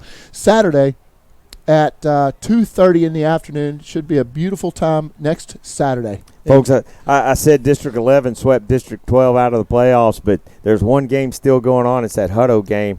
One score there to tie it up. Hutto is trying to hang on for that victory there. But Dave, in the coach's interview before the game, you heard Coach Griffin say speed was the concern, and the Manor speed was what they were working for, and they obviously game planned for it, and they really shut down this Manor offense, and speed wasn't a factor. The coverage on our corners was great, being able to cover their wide receivers.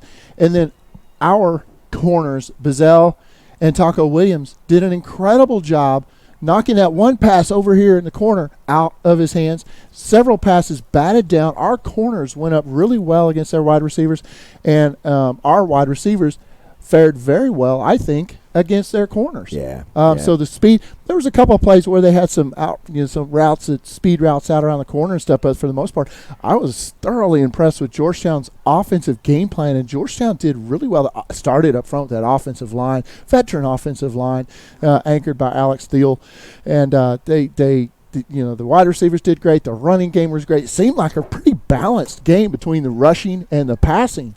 Yeah, overall, they just had a hard time finishing drives, but you know what? The only thing that matters, that scoreboard. But that kept the LBJ offense off the field. Yeah, it did. It really did. And our defense rested. Well, folks, we're going to wrap it up here from Nelson Field tonight. Again, your Georgetown Eagles win 6-3. And before we get away, I want to say personal thank you to all those in the military and our veterans for your service to this great nation. You will not be forgotten. We appreciate that. And to our first responders out there, our police, fire, and EMS brothers and sisters, we thank you for your service to your communities. And, folks, be there for one another. Help each other out.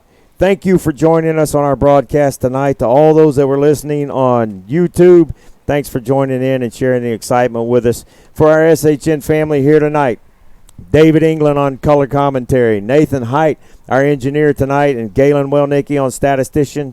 I'm Kelly Duvall for SHN Sports. Thanks for joining us for this broadcast of Georgetown Eagle football presented by Georgetown Jewelry on SHN Sports. Folks, tune in next week, round 2 of the playoffs. We'll see you then. Thank you. Have a great evening. Be safe.